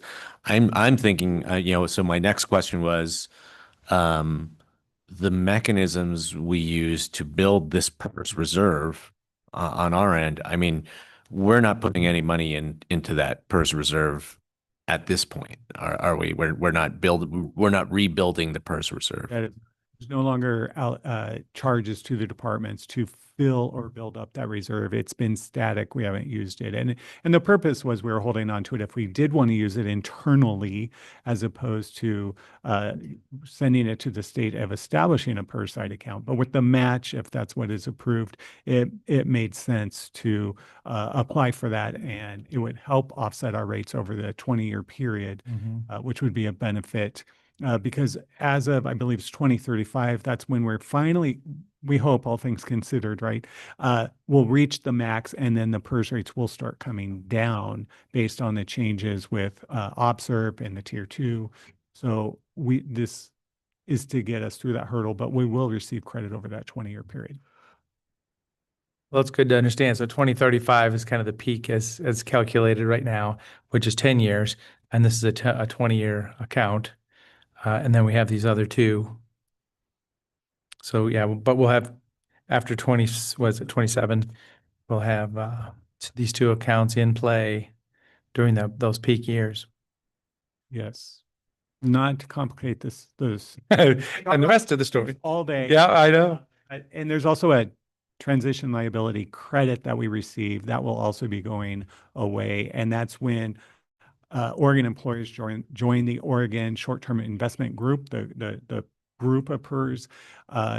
We joined that as other organizations. So we've been receiving a credit on our PERS rates since then. Eventually, that will go away too. So this isn't saying our PERS rates won't increase. So I don't want to mislead you with that, but it will help offset the increases we will be seeing through that period. Well, we've done some deep dives into this over the years, and when it's time to do that again, maybe we will do it. And part of the budget process, just understanding, what's a PERS liability this year and the, coming years. So it'll be important to understand for the budget committee, I guess. So basically it's just a yes or no answer from the Board of Commissioners with the information we have here today. Any other questions? So, can we actually do 5.7 million or is it 5 million? We only applied for $5 million, so that's all we're able to do at this point. And again, that's because that was the amount we had in the PERS fund. I think it's 5,029,000 or some, number Okay, like that. But that is all we applied for, so that's all we'd be eligible for with Okay. the state. because it's all, yes, it's all taken, right? Yes. So then that residual amount will just sit in the investment pool. Go ahead. We actually discussed transferring, I think it's 163,000 over the 5 million. And we are going to, the plan is to transfer that to the PERS debt service fund that the departments currently pay into, and that will help offset what they have to pay in fiscal year 26. So just a little, good. So then we'll be saying goodbye to the PERS reserve. Correct. So that's good to understand here also. Because I remember, our 2020 discussion was, because we could have done more than $13 million at that time, but just didn't feel like it was the right time. So it's good that this has come around again. We can match those dollars and set ourselves up for an average return rate that's higher than our investment policy that allows. Yeah. Great. With that, I'll move to approve the establishment of a PERS side account using funds from the PERS Reserve Fund in the amount of $5 million and accepting a 25% match of 1.25 million from the state of Oregon. A second. Any other discussion? So as I say, I already did this, but I'll acknowledge, these are management choices made by a previous version of Deschutes County leadership and department heads and staff from more than 20 years ago, probably, that even put us in this spot. So it's nice to be able to be one of the jurisdictions in the state of Oregon that can even participate in this side account creation with the match as provided by the state. So it's just a real positive situation to be in. Anything else? Seeing none, Commissioner Chang? Yes. Commissioner Adair? Yes. And Chair votes yes. Thank you. Next is item number 7, amendment to a grant from Oregon Health Authority for behavioral health services.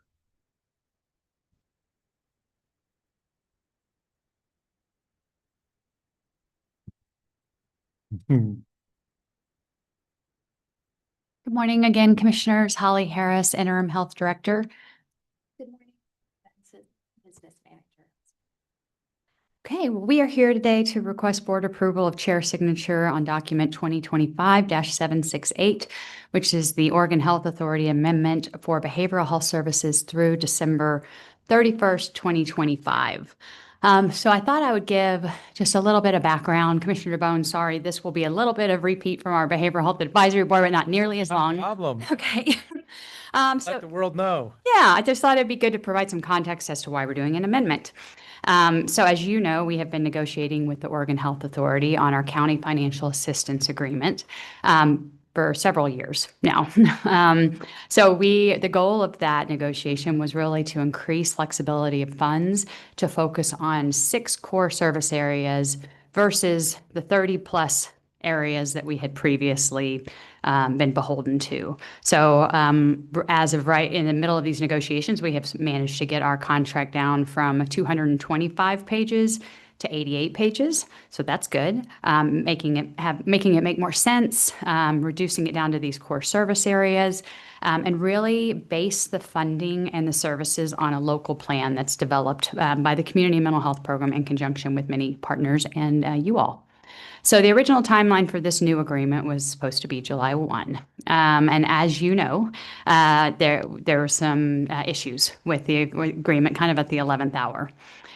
So with the Association of Oregon Counties, county councils across the state, CMHPs across the state, the challenges with negotiations really came down to 2 core issues.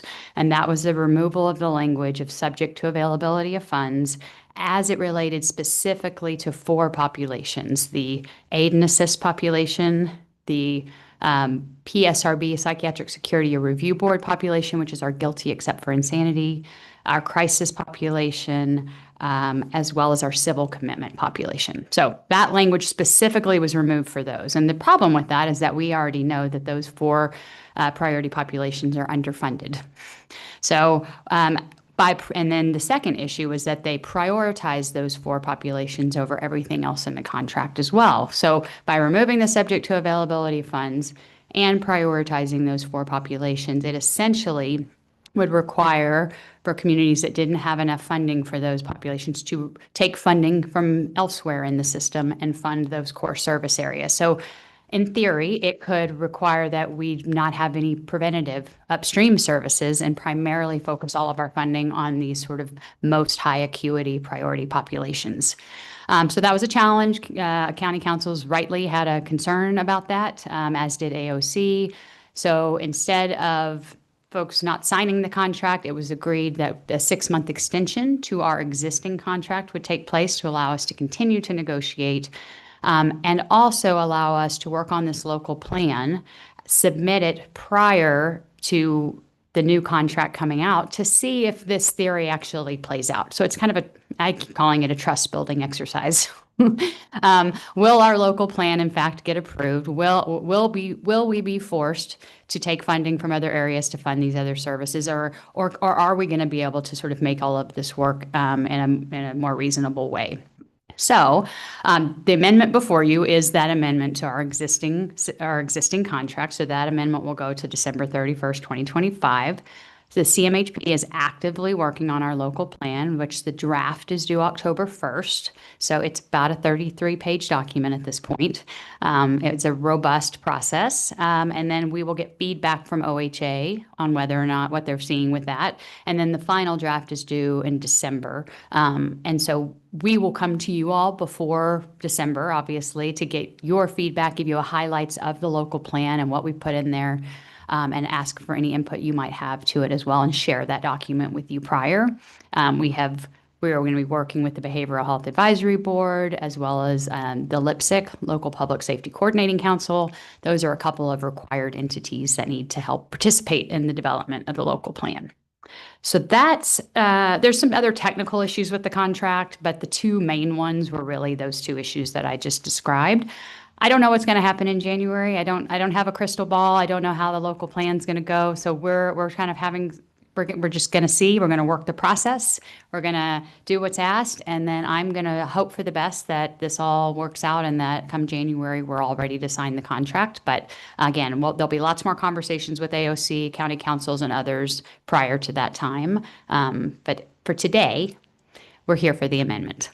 So Holly, I know you're an important part of this work, but I worry about what about like Harney County? What are they under this same position that they've got to come up with their local plan and do everything? I mean, so all 36 counties in the state are doing this as a local plan then? Yes, all 36 counties are having to do a local plan. What I will say is that the smaller, more rural counties, this issue of subject to availability of funds is actually not as critical. It's really the larger counties, I think, that are struggling with this language removal because they have such rising aid and assist populations. And they really are very worried that they're going to not be able to offer any other services other than this sort of like aid and assist civil commitment group. I think, I've said this all along, we're in pretty decent shape here locally. We've done a lot of work with our aid and assist population to manage our numbers. We lead the state along with a couple of other counties on our work in that area.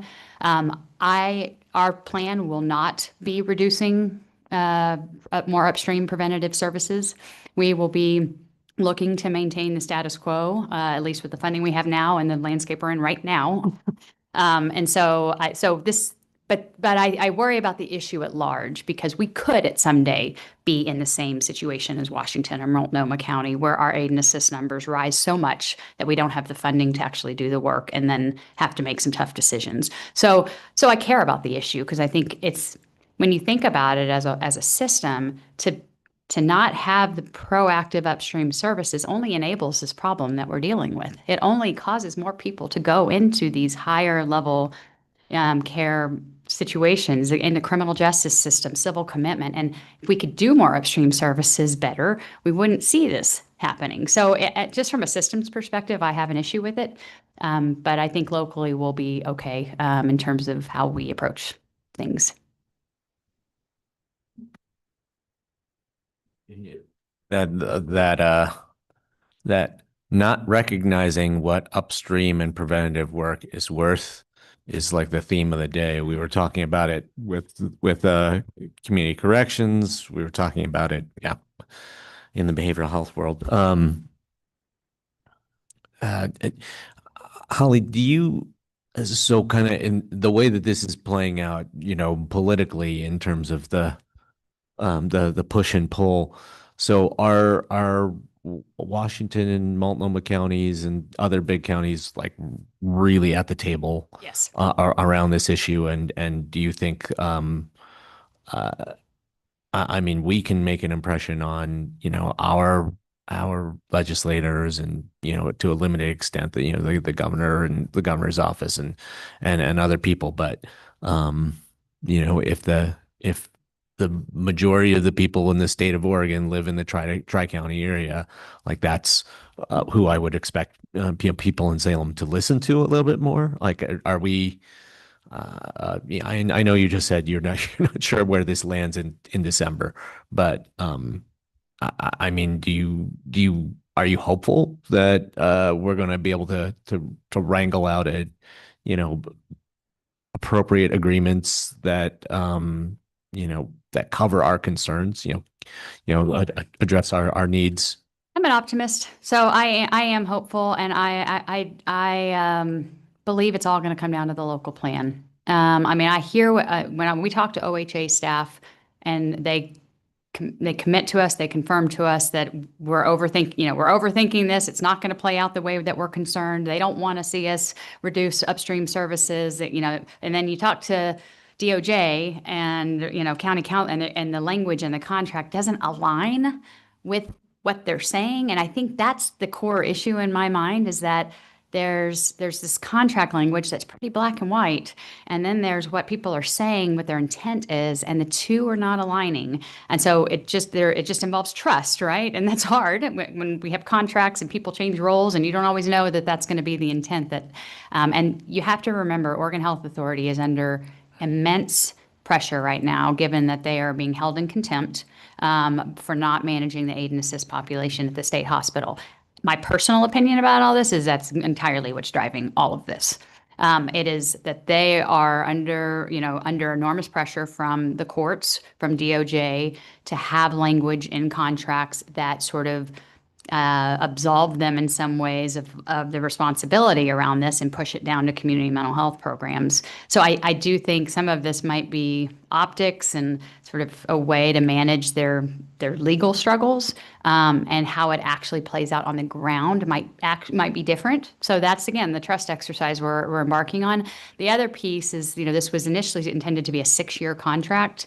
That was before they did this language change, where we had all agreed, like, let's get a great contract, let's have it be 6 years, and let's not do this every year.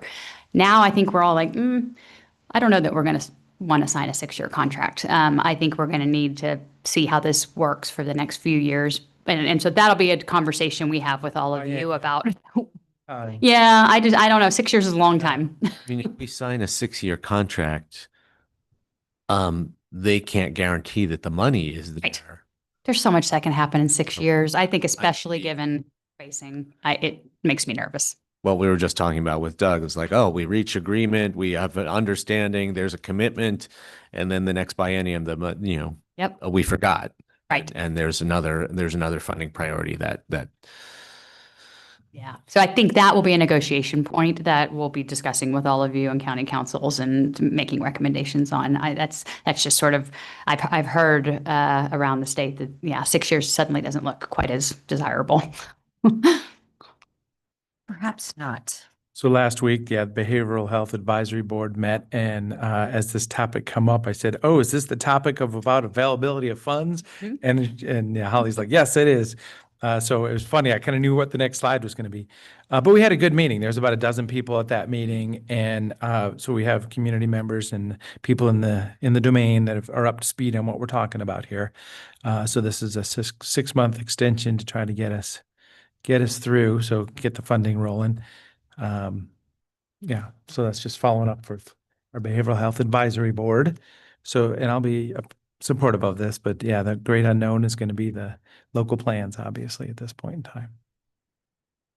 So are we going to make the motion then? Moving approval of document number 2025-768, amending a grant from the Oregon Health Authority for behavioral health services through December 31st, 2025. Second. Any other discussion?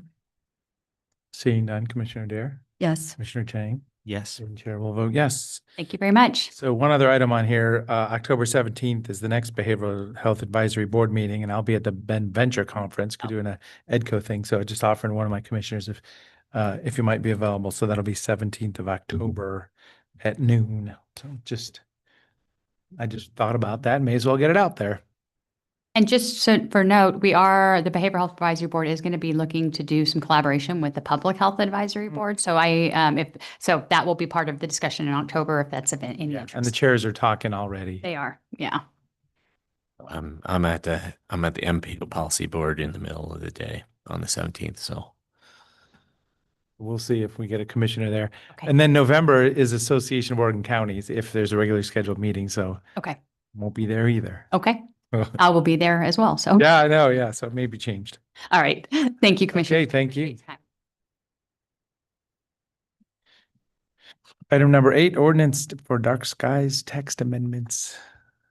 Good morning, Commissioners. Your planning manager, Will Groves. I'm here at Salzman for consideration of second reading of the dark skies text amendments. That's ordinance number 2025-018. And this was a public hearing in August to consider text amendments, and the board conducted first reading on September 10th. Just an update here, during your previous deliberations, there were some interest in seeing the seasonal holiday lighting days expanded to include back in towards Thanksgiving, and that text has been updated.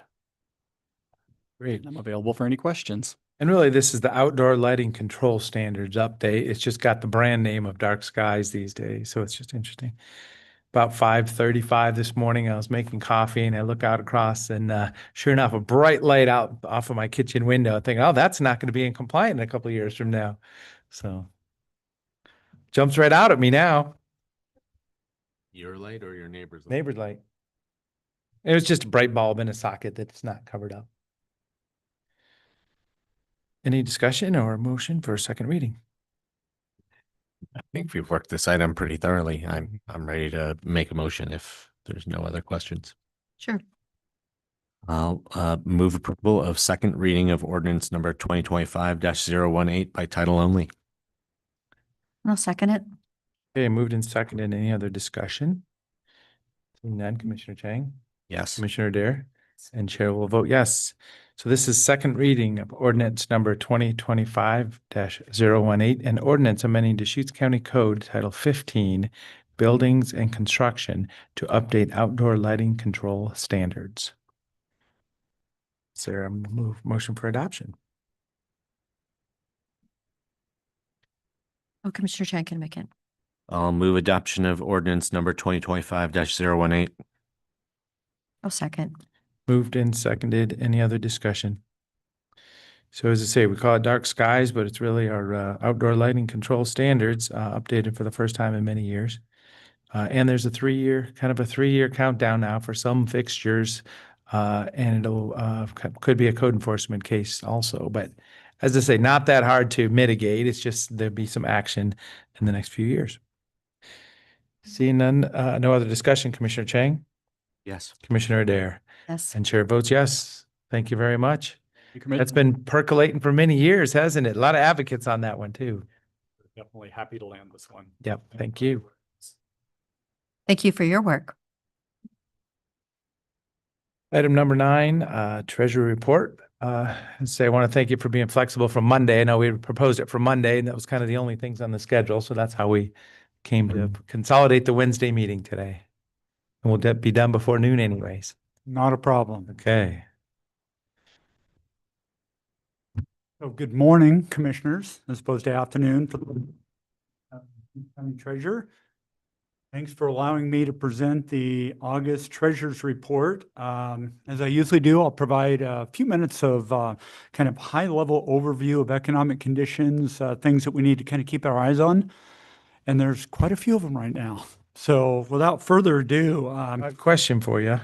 sure. When you hear that the per side account's able to do 8.28 average earnings rate over what was it, about 20-year period, how do you calculate that as with your experience? I mean, it's like, wow, that's a return rate. Well, they have a much broader investment horizon than we do, or in terms of the parameters that I have to operate within Yeah. with our investment policy. I know, yeah, ours are very Very narrow, but conservative. We are not allowed to invest in some of the types of investments that they can. They get involved in private equity deals and a number of things that aren't allowed by our Yeah. investment policy. So you can see some pretty wild swings from year to year in that regard. With our investment policy, we don't see those wild swings. It's more. we're dialed in to make sure we don't see those wild swings. Yeah, absolutely. But Yeah. I mean, over a And 20-year period, we- 8.28. We is pretty- typically are very much focused on preservation of capital, and then liquidity and investment yield is the third in that hierarchy. So again, it's a different philosophy. It's a very conservative approach. We have to obviously retain our principal balances and Yeah. and focus on preservation of capital first and foremost. Does that help? Well, I was just thinking, I mean, how can they do 8%? That's amazing, really. I mean, especially in that period. Not every It year. was a low interest rate environment for so many years. Then it was the stock market and then investments. But not every year. Yeah. Not every year. Yeah. No, not every year. And when I go into my treasurer's report, I'll talk a little bit about some of the key opportunities that I've had recently with maturing investments and the fairly significant impact to our portfolio yield. Great. So anyway, yeah, Thank you. does that answer your question? Oh, yeah. Just thinking ahead. Perfect. Anyway, my lead item is the potential for a government shutdown as the continuing resolution to fund our federal government expires on September 30th, early next week, which is the end of the current fiscal year. Last week, the House passed a 7-week stopgap funding that would fund federal agencies at their current level through November 21st. It passed by a 217 to 212 vote and went almost entirely along party lines. On Friday, the measure was brought to the Senate and it failed in a vote of 44 to 48 later in that day. Democrats say that they will continue to oppose the short-term funding plan without a plan to renew expiring healthcare subsidies. And just a reminder, they need 60 votes in favor of the measure to pass in the Senate. So a long ways from that right now. Congress is currently on a break and won't be back in session until next Monday. And Republicans have indicated that another vote could be scheduled for September 29th, which is just a day before the funding is set to expire.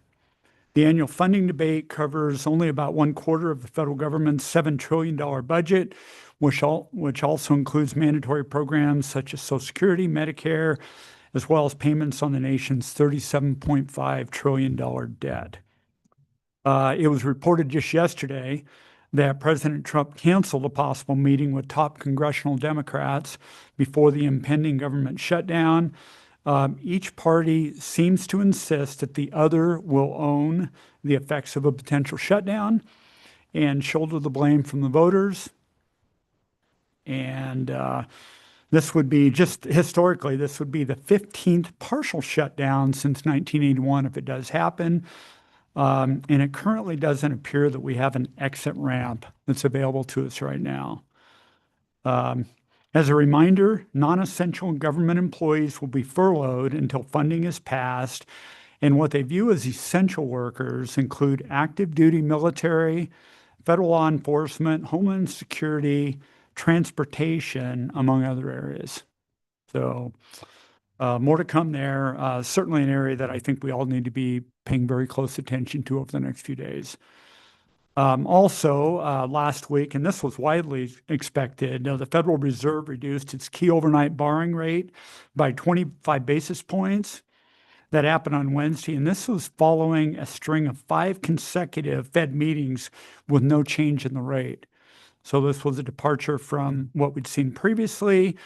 As I've indicated, Fed officials have a very challenging task of balancing the competing goals of a deteriorating labor market versus very sticky inflation. And this decision was made against a backdrop of unprecedented political pressures on the central bank, which typically operates with political influence. I will note that the newly appointed Fed Governor, Moran, who's taken a leave of absence from the President's Economic Advisory Council, was the only dissenting vote, but he dissented in favor of a 50 basis point cut. So all other Fed governors were in agreement on a 25 basis point cut this time, as opposed to last meeting. For perspective, the Fed cut rates by 100 basis points between September and December of 2024. And then at that time, the officials paused further rate adjustments due to signs of stronger growth and, again, continuing inflationary pressures. The central bank is navigating an economy that has been largely reshaped by sweeping policy initiatives, including more aggressive tariffs that have raised costs for manufacturers and small businesses.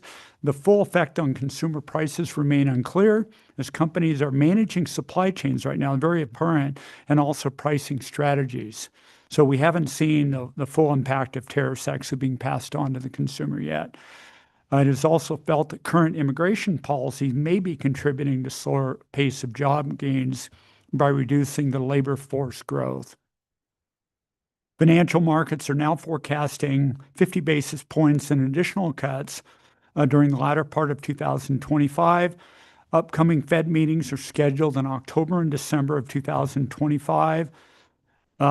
With regards to inflation, headline CPI inflation increased by 0.4% in August, and year-over-year inflation increased 2.9%. Economists expected inflation to increase to 2.8%, so it went up nominally, but it did go up. Several Fed governors commented that tariffs are not seen as causing a potential shock to inflation, but most pressures actually felt in food and energy costs right now. An extremely weak August payroll report, creating only 22,000 new jobs for the month, and significant prior month's revisions played a significant role in the Fed's decision to cut rates this month. With this news, the overall unemployment rate rose to 4.3%. This is the highest unemployment rate since October of 2021. The Producer Price Index unexpectedly decreased by 0.1% in August, with the annualized rate at 2.6%. This data suggests that businesses are absorbing tariff costs and demand remains somewhat soft. With significant tariff announcements over the past few months that have whipsawed financial markets, it now appears that financial markets are taking a much more measured approach to these announcements and not responding quite so quickly, but waiting for the full impact to those tariffs to kind of be felt throughout the economy. In another area that I think we need to take note of is that the Supreme Court is actually going to be looking at a ruling on the legality of these tariffs, but it probably won't announce anything until late 2025 or early 2026. Last week, the bellwether 10-year U.S. Treasury yield declined to roughly 4%. It's actually since then, it's gone up slightly, but this was a level that's not been reached for over a year. This is important as most long-term mortgage rates are priced based on this index. Another area that I've been tracking is the Consumer Confidence Index, which dipped to 97.4 in August, which was down from July's revised 98.7. And this was driven by negative views on inflation worries, pessimism about future job availability, and concerns over tariff impacts on pricing. In the housing front, housing starts dropped 8.5% in August pulling the annual rate down to 1.31 million, which was the lowest level since May. And contributing to this decrease was a 6.4% decline in apartment construction nationwide. And permit activity actually fell 11.1% for the month as well. So we are seeing some weakness in housing right now. At a regional level, I typically provide data on several markets within Deschutes County. The August Bend single-family market showed a median sales price that increased to $769,000 in August, which was up from $750,000 in July. With 168 sales for the month of August, 47 of these sales were above $1 million, and 55 of these were cash sales. So we again see real strong cash sales activity, which tends to operate independently from what the rates are doing at that time. Inventory levels have dropped to a 4-month supply from 4.5 months previously, and homes currently listed, actually 31-day listing term for sold properties. So that's stayed pretty stable over the last few months. Of note, the Bend area single-family building permits increased to 52, which was up from 31 in July. So we've seen some strengthening in building permit activity in Bend from the prior month. Redmond statistics saw a jump in median price of $522,000 in August compared to $506 for the month of July. Redmond area permits were 19 in August, which was up from 9 for the prior month. And sales in the Redmond market have remained fairly stable and actually trending upwards over the last few months. And this actually, I believe, correlates with the increasing economic growth in the area. The Redmond market is creating the majority of the jobs creation here in Deschutes County. Looking at other markets within Deschutes County, Sisters Market had a $715,000 median sales price on 6 sales. Sun River had a $799,000 median sales price on 17 sales, and La Pine was $381,000 on 8 sales. So any questions on economic activity? Those single-family home, because I think of the west side of Redmond, there's like these big apartment buildings going up, and I just don't see those in the numbers. I mean, I don't know is that a commercial permit That would be post or more residential? commercial activity. Yeah. Those are units for rent. Mhm. And I shared with Commissioner Adair that I should have the third quarter vacancy rates Yeah, okay. for multi-unit housing, and I'm hopeful to have those in time for my October presentation. But these are all single-family homes. These are all single-family They homes, just it's have a not domain. commercial Yep, activity got it. or multi-unit housing. Yeah, because I was surprised. I mean, there's a whole bunch of apartments out there on the west We've side of seen- Redmond. In general, we've seen significant apartment growth here in Central Oregon, mostly in the Bend and Redmond markets, and demand has not caught up with supply. Mhm. But again, I'm hopeful that I'll be able to share those actual numbers here in my next presentation. Great. Yeah, thank you. Bill, if the condo liability reform bill that was passed in the legislature actually has the intended effects of stimulating more condominium development, Condo conversion or condo development? condo development, those will, even though they're units being built in multifamily housing buildings, they will show up in the single-family home sale data in the future. Yes, Okay. if there are units available for sale, then we'll show up in these statistics. And typically, and I look back to several of the affordable housing market or models, including the Habitat model, and they've actually gone to attached units as opposed to detached units because they're much cheaper to construct. Mhm. And so I would imagine that would have a positive impact on housing availability and supply. Yeah, no, and some of the apartment buildings we're seeing being built, they could be condo buildings instead. They could be. Yeah. Absolutely. And I think we will over time. We could potentially see some condoing of existing apartment buildings.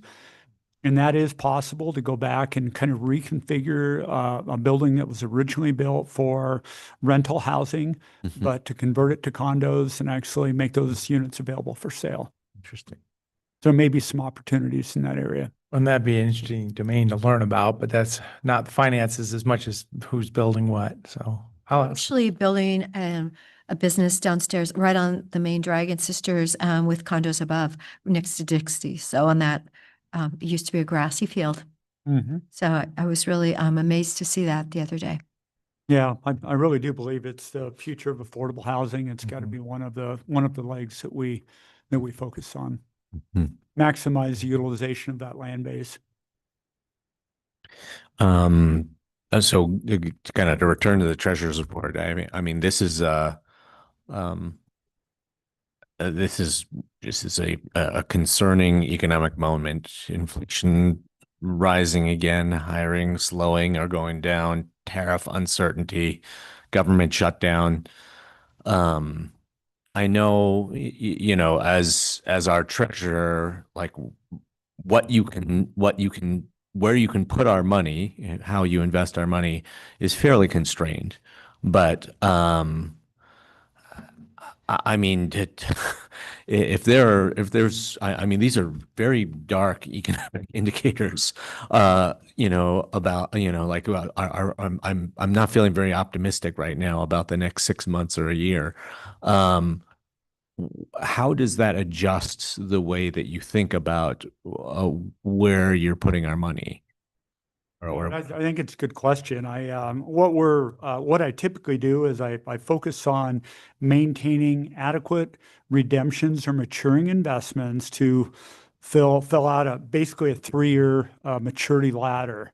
So I'm investing right now in kind of that April through August of 2028 timeframe. And so I feel pretty good about kind of our investment portfolio and how it's structured right now in terms of where we're at in the market. Obviously, very heavy reliance upon treasuries, federal agency investments, and also corporate, high grade, basically investment grade corporates. So we have limitations in those buckets, but I feel good about where we are right now. I was going to talk about this a little later, but I think it's the opportune time to talk about it right now. We've had some callable bonds. Matter of fact, I was notified yesterday of one of our federal agencies that the agency is actually calling that bond and basically reissuing new bonds at a lower rate. I've been really diligent in the portfolio about not having a lot of exposure to callable bonds. I actually went back and did a review of the portfolio this morning, and we have roughly $10 to $12 million in bonds that could be called between now and the end of the year. But most of them are extremely low yielding or low coupon bonds. So very unlikely that they're going to be called. But I was curious about that because of that bond notification, the callable notification. So again, just recognizing the investment policy that we have in place and the really tight limitations on, very much focused on investment quality and then maintaining a certain amount of liquidity. And then thirdly, we focus on yield. So again, our yield, I think it'd be the opportune time to actually go into the treasurer's report right now. And I'll talk a little bit more about what's going on there. But did that answer your question?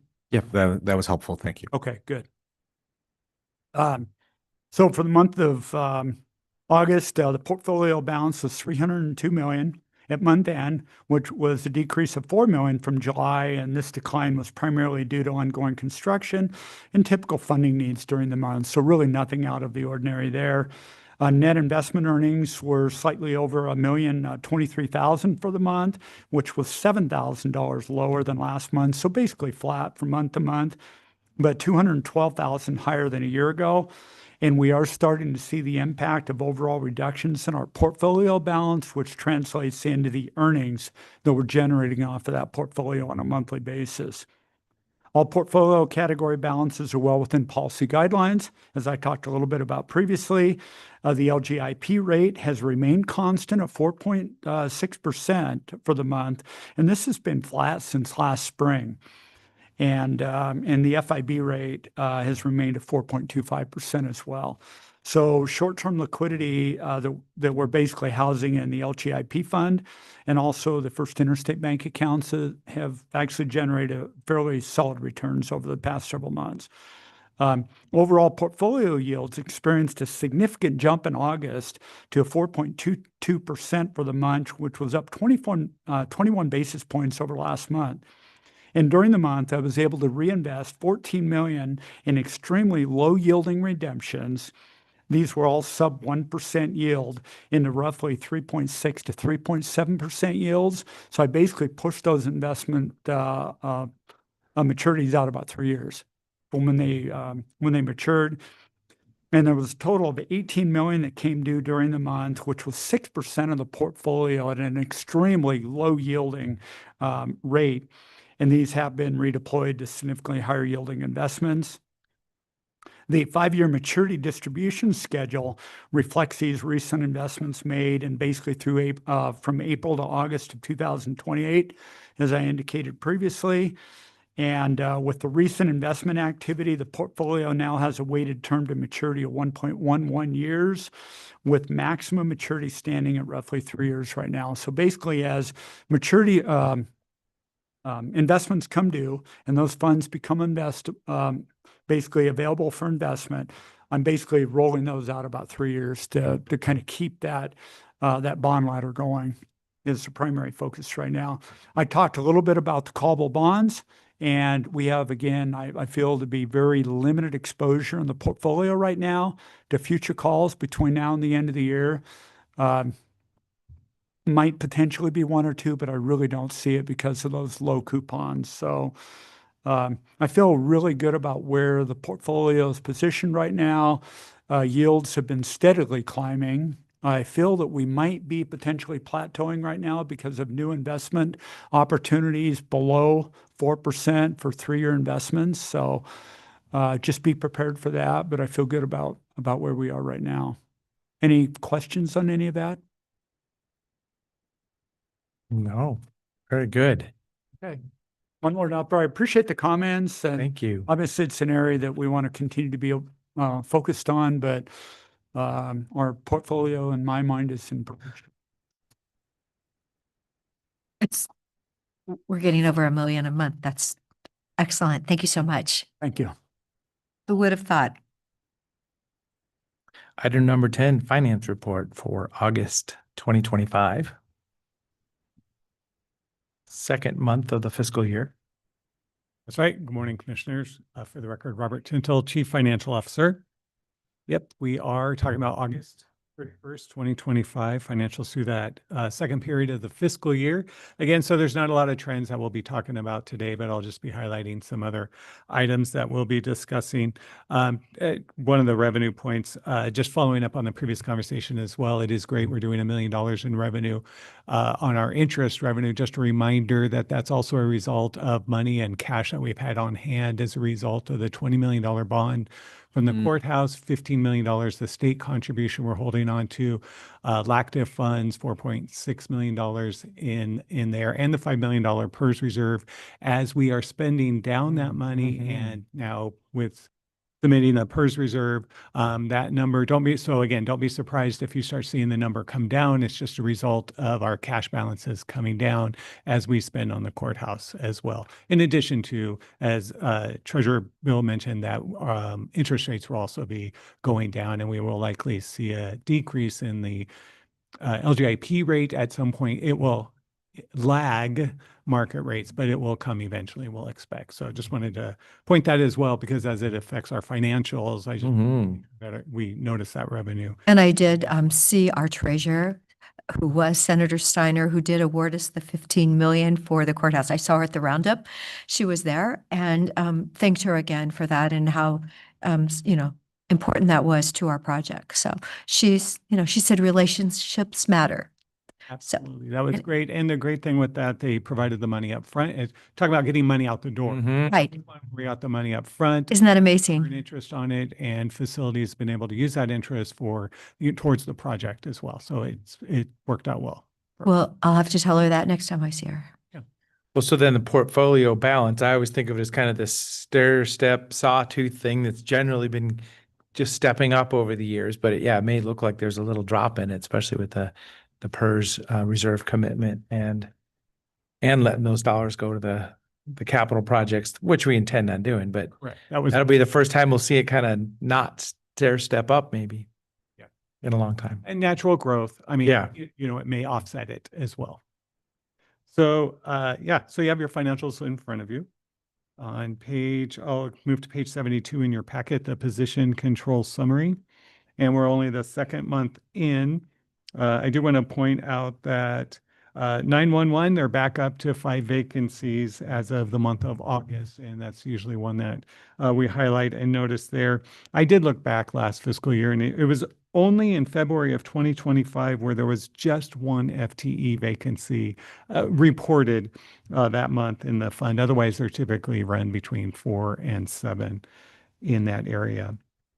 Also, the sheriff's office in August, they're down to 34.5. Typically last year, it was over 40 consistently throughout the month. So one of my thoughts seeing this, and it's just a point in time, it's just like Commissioner Chang said, unemployment rate's going up, and maybe it's a press release about the positions that we want to, fill. And because some of those are, kind of budgeting scenarios in there, but other ones, we want to fill those positions. So I was just thinking maybe there's a press release about if you want to be a 911 operator, work in the sheriff's office, solid waste, HR, there's just all kinds of positions, or fairgrounds. I mean, there's some open positions in there that we sure like to take a moment and fill them.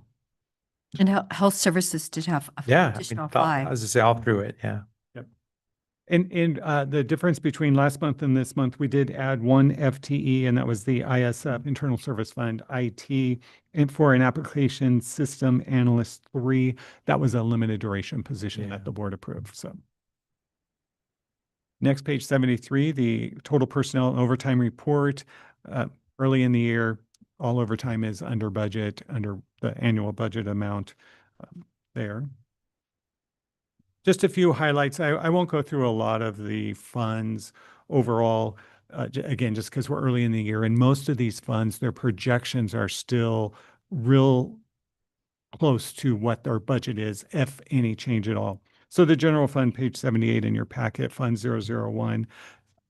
As you know, the major revenue in the general fund is property tax revenue.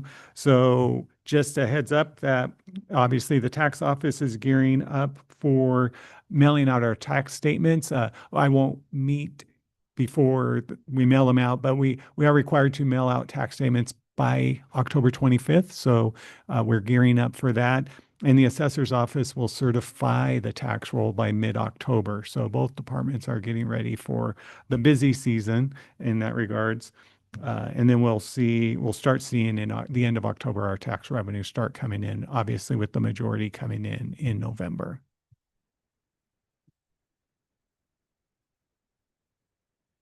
Page 80 in your packet is Transient Lodging Tax Fund, 160-170. So we have 2 months of actuals there. July was up 11.3% compared to last year, and August was only up 0.03, so basically flat. So for the year to date, for the 2 months, it's about 4.4% over last year. And our budget from fiscal year 25 to fiscal year 26 is essentially flat, both about $12.3 million for what we budgeted for the year. So we're 2 months in, we're still on target, so that's there, but we have a long way to go. Robert, when are we going to implement the certificate of authority fee? The fee was effective September 1st. So we'll start seeing some revenue come in as people renew. It's applicable to them then. Okay. And that is a fee that we'll be monitoring. And we just have a generic projection at this point of an estimated revenue, but we'll see where the actual number comes in as we get closer through the year. Page 83, the Sheriff's Office, Fund 255. There's no updates in their projections. Just want to point out again, and this is a general comment, we still have not posted all of the final accounting entries for last fiscal year. So some of the actual numbers will change slightly. Again, one of the largest numbers that we have will be our payroll accrual once we get paid for the July period, which includes the June 22nd through June 30th. Then we'll accrue back those days back to last fiscal year. So the numbers will change a little bit for the actuals. And then we move forward with the new fiscal year. And then the ending fund balance will likely change. Ending fund balance last year, which is the beginning fund balance this year, that final adjustment will be Usually in December, but usually in October, all entries are mostly done by October 1st. So our accounting team is diligently working on year end. And so some of these numbers will slightly vary.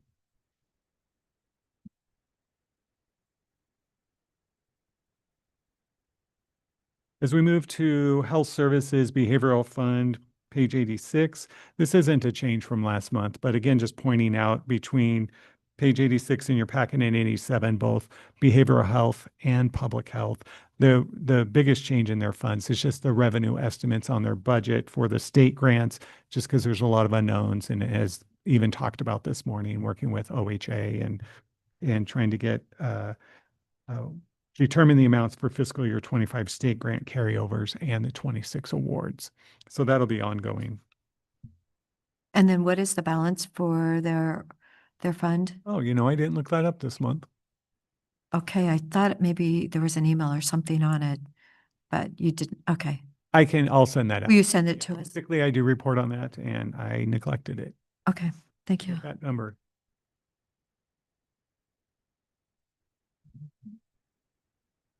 And today I did not bring my laptop up with me as well. I actually had looked at the overtime in the sheriff's office, and I had communicated with, Sheriff Rupert. He had thought that overtime for the fair was like 90,000 and for the farewell was like 40. But honestly, I know there was a lot of overtime on the flat fire. And so I'm like estimating that number, and I'm going to have to tell my neighbors, we really all need to come together to get that bulldozer so that we can help start fires when they initially stop them when they start, because it's incredibly expensive, and that's one of the unintended consequences. Because the sheriff's office did a remarkably excellent job, getting people moved, getting people out, all the emergency work that they had to do. But there was, I'm sure, a lot of overtime with that too. Takes a lot of effort. Yeah, I know somebody was working in front of my house for like 18 hours or something crazy one day. So yeah, a lot of overtime. Page 88 in your packet is Community Development Fund 295. Just a summary of the report that they sent out. Permitting volumes through August are trending, and activity is similar to what's experienced in the 2014 to 2015 time period. August permitting activity reflects decreases across all permit categories, with building valuations, though, increasing slightly due to commercial projects. And they have some of their expenditure estimates, reductions, not major changes within the fund at this point. Same with the next funds. Again, early in the year, so there's not a lot of variance between the projections and the activity so far. So I'm just going to, if you have questions on any of these specific, I'd be happy to answer, but it's pretty straightforward this early in the year. I would highlight moving all the way to Health Benefits Fund 675. How did I know? Yeah, right. It's just a good fund because there's obviously a lot of conversation on this fund. Right now, the actuals for fiscal year 26 are at $14.7 million. By the end of the year, we project 11.3. But if we look at the first set of columns where we're ending fiscal year 25, the fund balance in the Health Benefits Fund is 11.3. That could still go down just a little bit more, but we're anticipating the projection will be about 10.3. So 2.8 million more than originally budgeted. So we obviously we continue to monitor that fund. It's not in the critical area that it once was, and we made a lot of great progress in that fund. And so we're hoping that continues. And with that, that's my report. For the health fund, $8 million is kind of the goal still, or is that sliding up a little bit? That is, at this time, that's still the minimum reserve. Yeah. Yeah. It's the So reserve goal. Yeah. We're going the right way. Absolutely. Okay. Thank you. Thank you, Robert. So at this time, other items. Nick? Thank you, Chair. I have a number of items to provide updates on. The first is each year we have a member of our budget committee whose term expires. And in our coordination with commissioners individually, we will be initiating a recruitment for a budget committee member here in the next week or so, and aiming for an appointment by November or December at the latest. And as the board is aware, our mid-year budget committee meeting, and our budget committee chair is here, welcome, has been moved back from December 2nd to January 9th at this time. And I understand everybody's been coordinated with on that.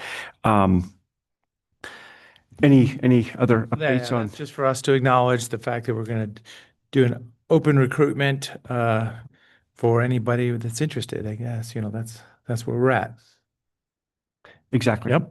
Okay. Thank you. The second item I have is the Eastern Oregon Counties Association. We received the membership invoice. In my coordination with commissioners, there was support for the basic membership for this next fiscal year in the amount of $12,500. That's where there was a majority of commissioners that supported that. I didn't hear a majority of commissioners support additional items. The Blue Mountain Intergovernmental Committee, nor the Eastern Oregon Economic Summit. I didn't hear a majority of support for that. So at this time, $12,500 for the membership. Yeah, so as I say, I do support that. It's a good partnership and camaraderie with Eastern Oregon counties legislatively. We're generally aligned with the Association of Oregon Counties, but sometimes there's a topic that comes up that just want to be a little bit more focused on or advocate for. Yes, Is that I was probably the only one that said, yes, if the economy is really in a fragile state in Oregon, supporting that economic summit at this time could be worthwhile. We're bringing out what is really good here and why you should invest in it. I said $1,000 to $2,000 for that. But if I'm the only person that supported that, I know they've done a really good program. I wasn't able to go this last July, but normally I do go to that summit. Well, so I mean, that could be brought up another time just for if it's, time to invest in that. So as I say, I just support Maybe the basic. we bring it back in February where we see where we're at financially in February. And, I'm sure they would take our money. Well, yeah, but so as I say, I think of Central Oregon, EDCO, chamber partnerships, sponsorships that we do. We just do a lot. So as I say, I'd like to do more, but just at some point. The third item I have is I checked in with commissioners on membership in City Club of Central Oregon. They had reached out to us requesting a membership in the organization. They have a variety of tiers. I heard from a couple of commissioners support for a $1,000 contribution. We have a remaining balance in that fund, in the sponsorship fund, of $8,400 for the fiscal year. So the $1,000 allocation would cover 3 forums. They have a whole variety of sponsorships. So this would be in the supporting sponsor realm for $1,000. So I heard from a majority of commissioners support for that. So are these motion items or just acknowledgement that we're investing in these things? I just checked in with commissioners individually, and so I'm just sharing what I learned in sounds fine for me. my meetings with you. I guess, yeah, do we need to vote on that? I mean, any thoughts? Yeah, okay, good. Just making sure we're all on the same page then. Thank you. Two other brief items. I just wanted to revisit Commissioner Chang's suggestion that we have the discussion on the Missoula concept for the District Mapping Advisory Committee and/or just the entire process. Our clerk, Steve Dennison, is out of the office next week. He doesn't know that it's necessary that he's here to participate in that discussion, since that election format is in place, as Commissioner Chang said already, for the Ben Lapine School District. We can schedule that meeting for as early as next week or the following week. I just want to make sure that we're aligned with your expectations on when we schedule that for. And we don't see that necessarily impacting the districts that they're, as much as it is, of course, how people vote. So whether it's next week or the following week, but we certainly want to address it soon, given that it's been raised. Well, my thought is it doesn't affect the advisory committee's work either. Oh, I think it does. because if people are trying to gerrymander districts to give, proportionate favor to one party or the other, doing elections at large, even though the candidate comes from a certain districted geography, it takes away all the incentive to try to gerrymander the district to give a certain kind of partisan advantage. So I think it is very relevant to the work that the districting committee can do. And in some ways it might result in making their job easier. Okay, well, as I say, I'm supportive of having that discussion. I don't know that, yeah, I mean, we'll. Okay, we'll coordinate on likely scheduling it as early as next week, just so that we have that conversation since it was raised. Just the last item is wrapping it up from this morning when we honored Connie. I was asked when the celebration is. It will be in the D. Armand room, the room next door, on her last day, next Tuesday, September 30th from 2 to 4. And that includes my room marks. Thank you. Yeah. So any other items? Commissioner Dare? No. Commissioner Chang? I can report back that since our last board meeting, we had the fan lunch out at Aspen Hall on Wednesday the 17th. Just an opportunity to meet all of the fan advocates a little bit more in depth, and for all the organizations that support FAN to and are connected through FAN to kind of come together. It was a great gathering. There was a Bend MPO policy board meeting on Friday. I don't think that there was very much came out of that meeting that is necessary to report back on. And then there was a Crow meeting on Monday and a regional housing council meeting on Monday. At the regional housing council, there was discussion about kind of legislative priorities, kind of along the lines of what we did today with Doug, but just very focused on, kind of housing priorities. I don't think there were any bills that came up during that discussion that didn't get covered today. And at the Crow meeting, like I said, we had a really interesting presentation from a gentleman who tracks the use of vehicle residencies essentially as shelter in really different models across the United States, and just kind of made a very compelling case that instead of us thinking of this as, well, we don't have enough indoor shelters, so I guess we could do safe parking as a second best. In a lot of communities, these tools, these approaches are being used as a primary sheltering strategy, and it has the fiscal benefit of basically taking advantage of the sheltered person's existing investment in their RV.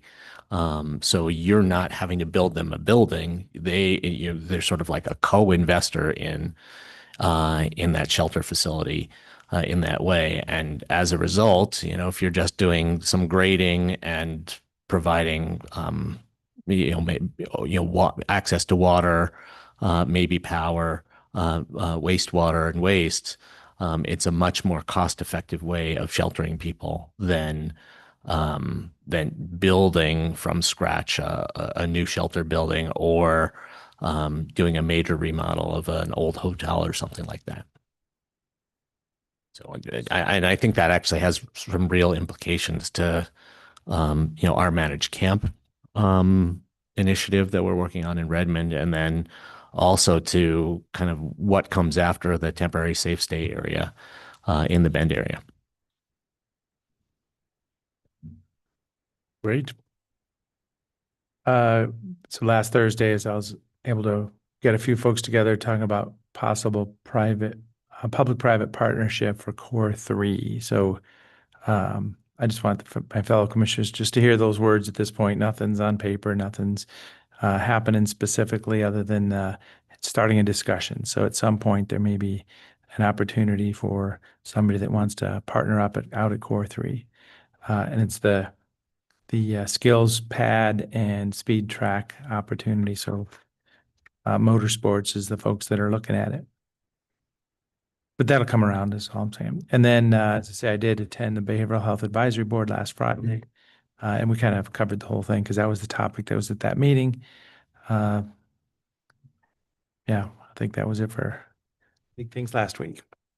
Oh, maybe I should mention that I did talk to Chad at Taylor Northwest.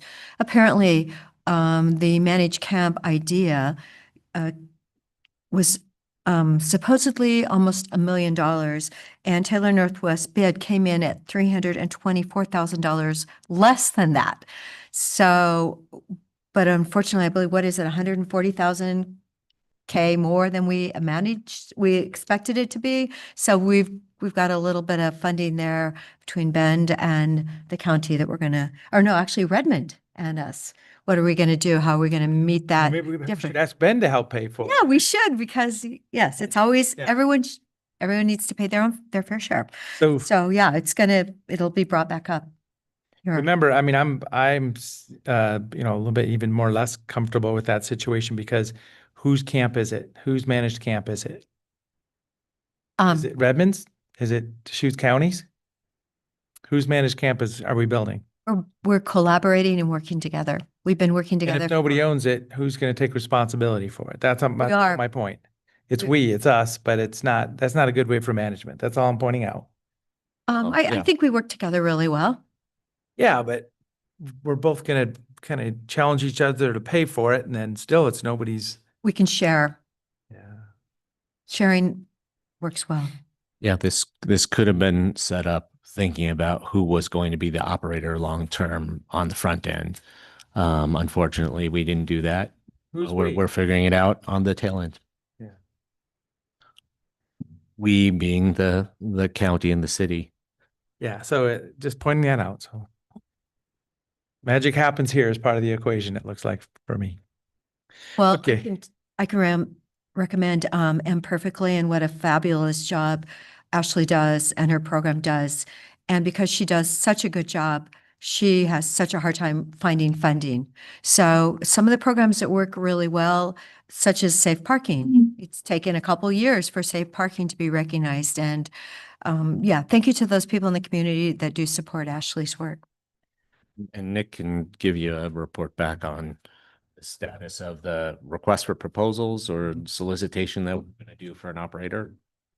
Right. Eric Kropp is drafting that RFP now. And he has the bones of it to issue that here in short order as well. Great. And I do have good news to report on the art for the airport. I am on that committee. And I think. Is it a Bigfoot theme? No, we have 6 different areas in the airport project, which is, I believe, now underway. Oh, yeah. Okay. And they actually are trying to simplify the applications, but I've let a lot of local artists know that, please, this is out there if you want to have your art in the Red Rock, a big bull right at the entrance. Yes, who knows? Anyway, it's happening. So thank you. That's good though. Thank you very much for doing that. Anything else for this meeting? See you in my meeting adjourned.